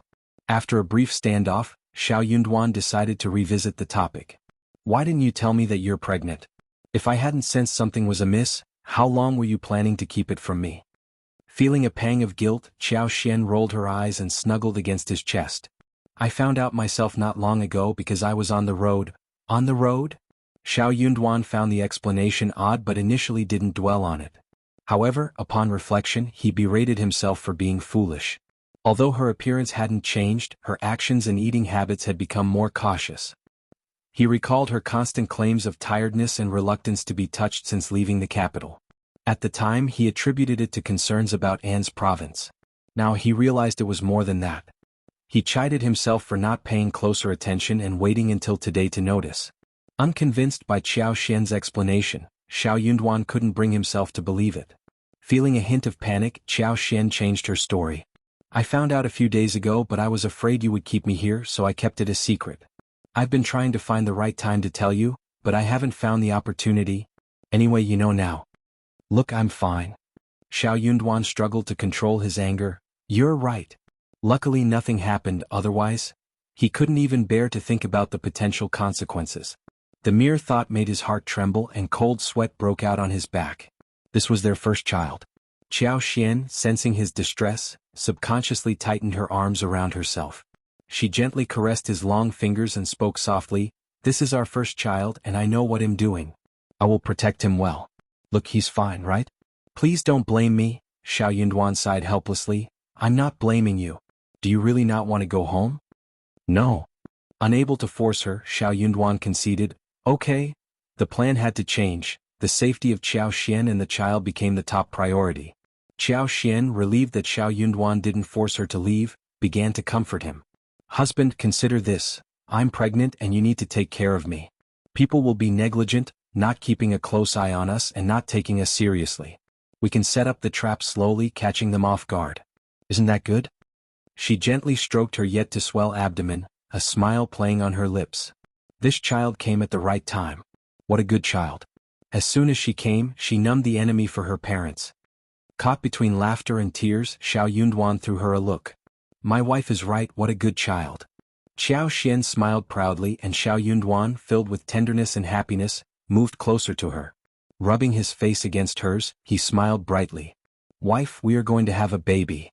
We are already on the way to having a child." Yes, I was wrong. "We are already on the way to having our child." He laughed happily. "We are finally on the way to having a child. If you find any errors, ads pop up, ads redirect, broken links, non-standard content, etc. Please let us know reports so we can fix it as soon as possible." Chapter 1641. Be careful. Xiao Xian's heart melted as well. She looked up at him with a smile and couldn't help but kiss him. "Husband, have you been waiting for this child for a long time?" Xiao Xian leaned against Xiao Yunduan and asked slowly. "Of course not." Xiao Yunduan burst into laughter and took her in his arms. "We will have a child sooner or later." Xiao Xian almost asked what if she was not able to give birth, but then she realized that what she said was inauspicious. The baby in her stomach was so aggrieved. So she changed her words and said with a smile, "Yes, I think so too." After some thought, she added, "I want to have a girl and a boy." Xiao Yunduan smiled, looking even more gentle. "I want it too.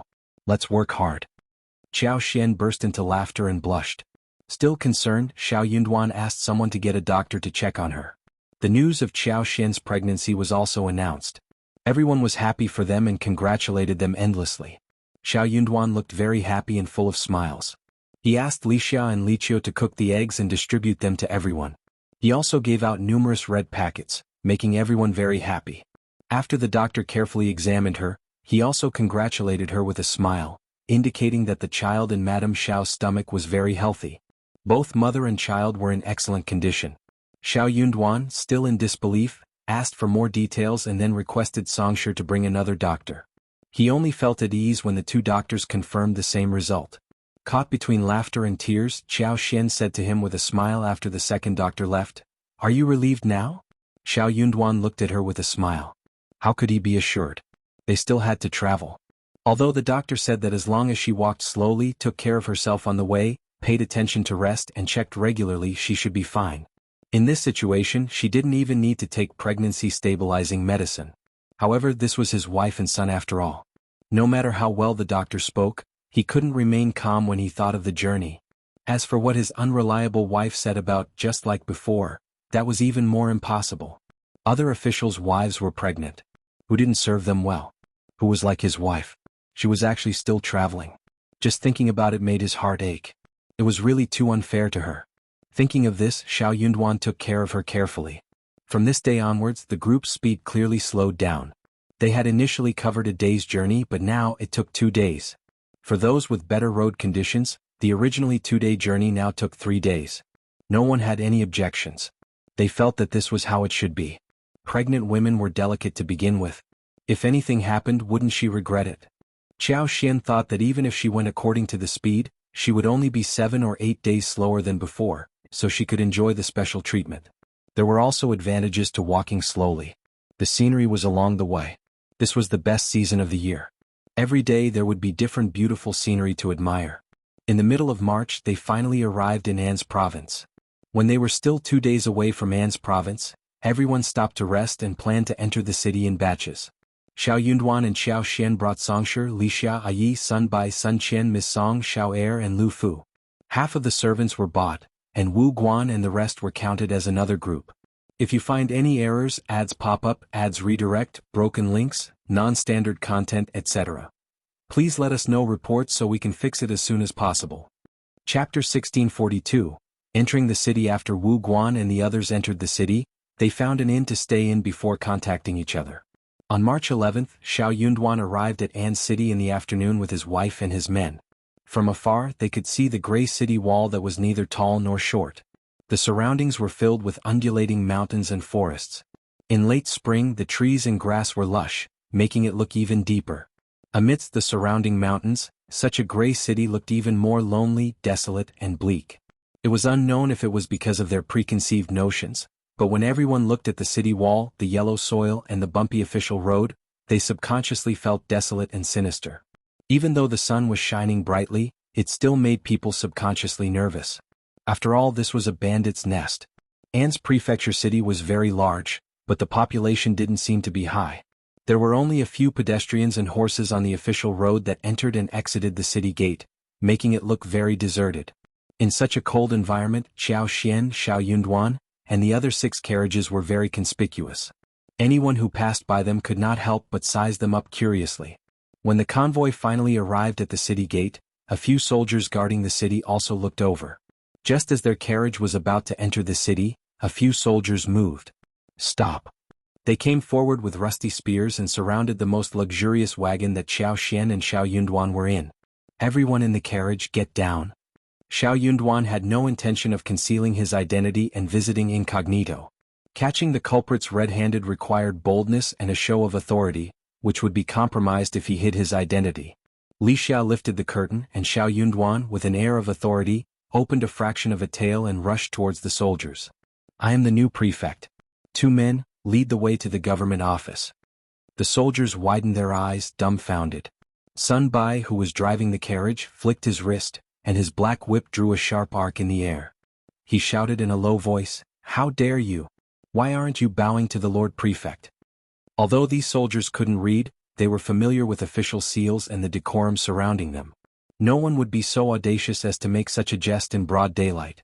While they knew the new prefect would assume office soon, no one expected him to enter the city so discreetly. Reprimanded by Sun Bai, the soldiers' hearts trembled, and they hastily knelt down. Greetings, Lord. Greetings, Lord. It seemed that with just 6 people, the illusion of a bustling scene was successfully created. Xiao Yunduan commanded, "Get up." Casually pointing at the 2 soldiers in front, he continued, "You 2 lead the way. The rest return to your posts." Yes. The bewildered soldiers led the way while the others stood guard, looking at each other in confusion. Why did this prefect seem so different from the others? And why had he let them off so easily?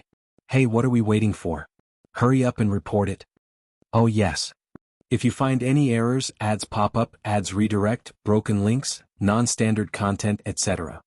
Please let us know reports so we can fix it as soon as possible. Chapter 1643, Reception soon. The 4 of them hastily made their escape, dispersing without a clear plan on where to report. Word of the prefect's imminent arrival quickly circulated. Upon reaching the state office, Xiao Yunduan, Xiao Xian, and the others found Deputy Prefect Guan Feng waiting outside, accompanied by fellow officials. A modest gathering of around 20 people stood nonchalantly, engaging in casual conversations with an air of indifference. Xianxia and Qingyan assisted Xiao Yunduan out of the carriage, and attendants flocked around him. Deputy Prefect Guan was momentarily taken aback but quickly led the group forward, extending a courteous greeting with a smile. "Are you Lord Shao of Shao Prefect?" Xiao Yunduan nodded. "Yes, I am." "Greetings, Lord." "Greetings, Lord." Deputy Prefect Guan promptly bowed with a smile. "I've eagerly awaited Lord Shao day and night. You finally arrived. My lord, you're too discreet. It would have been better to send notice ahead, allowing me to greet you outside the city upon receiving the news. It wasn't intentional. We were pressed for time. Please forgive us, Lord." Understanding, Xiao Yunduan, looking fatigued, nodded. "I appreciate your understanding. You may go for now, we can discuss matters later." "Deputy Prefect Guan, is it? Lead me to the back office." Yes. "My lord, please come in. You must be exhausted from the journey. Head to the back office and rest." Deputy Prefect Guan eagerly nodded, dismissing everyone. He then guided Xiao Yunduan and the others to the rear entrance of the government office. In his 40s or 50s, Deputy Prefect Guan possessed a sturdy, middle-class physique with slightly dark skin. His thick, black eyebrows overshadowed his pupils, creating a distinctive appearance. Despite his friendly demeanor and constant smiles, he seemed good-tempered, showering Xiao Yunduan with flattery and praise as they walked. Xiao Xian was deeply moved by the conversation, finding it remarkably familiar, as if they were long-lost friends finally reunited. As they strolled through the back office, they entered the courtyard, where a few servants from the back office warmly greeted them. Deputy Prefect Guan rushed to summon them for assistance with the horses and luggage, but Xianxia intervened. With a friendly smile, Xianxia spoke, "Our lord and madam have minimal luggage, we can handle it ourselves. There's no need to trouble everyone." The servants turned their gaze toward Deputy Prefect Guan. Observing Xiao Yunduan's silence, Deputy Prefect Guan burst into laughter and exclaimed, "In that case, thank you all for your efforts." Before the new year, the former prefect had fled with his entourage, leaving Deputy Prefect Guan to welcome Xiao Yunduan and his party this time.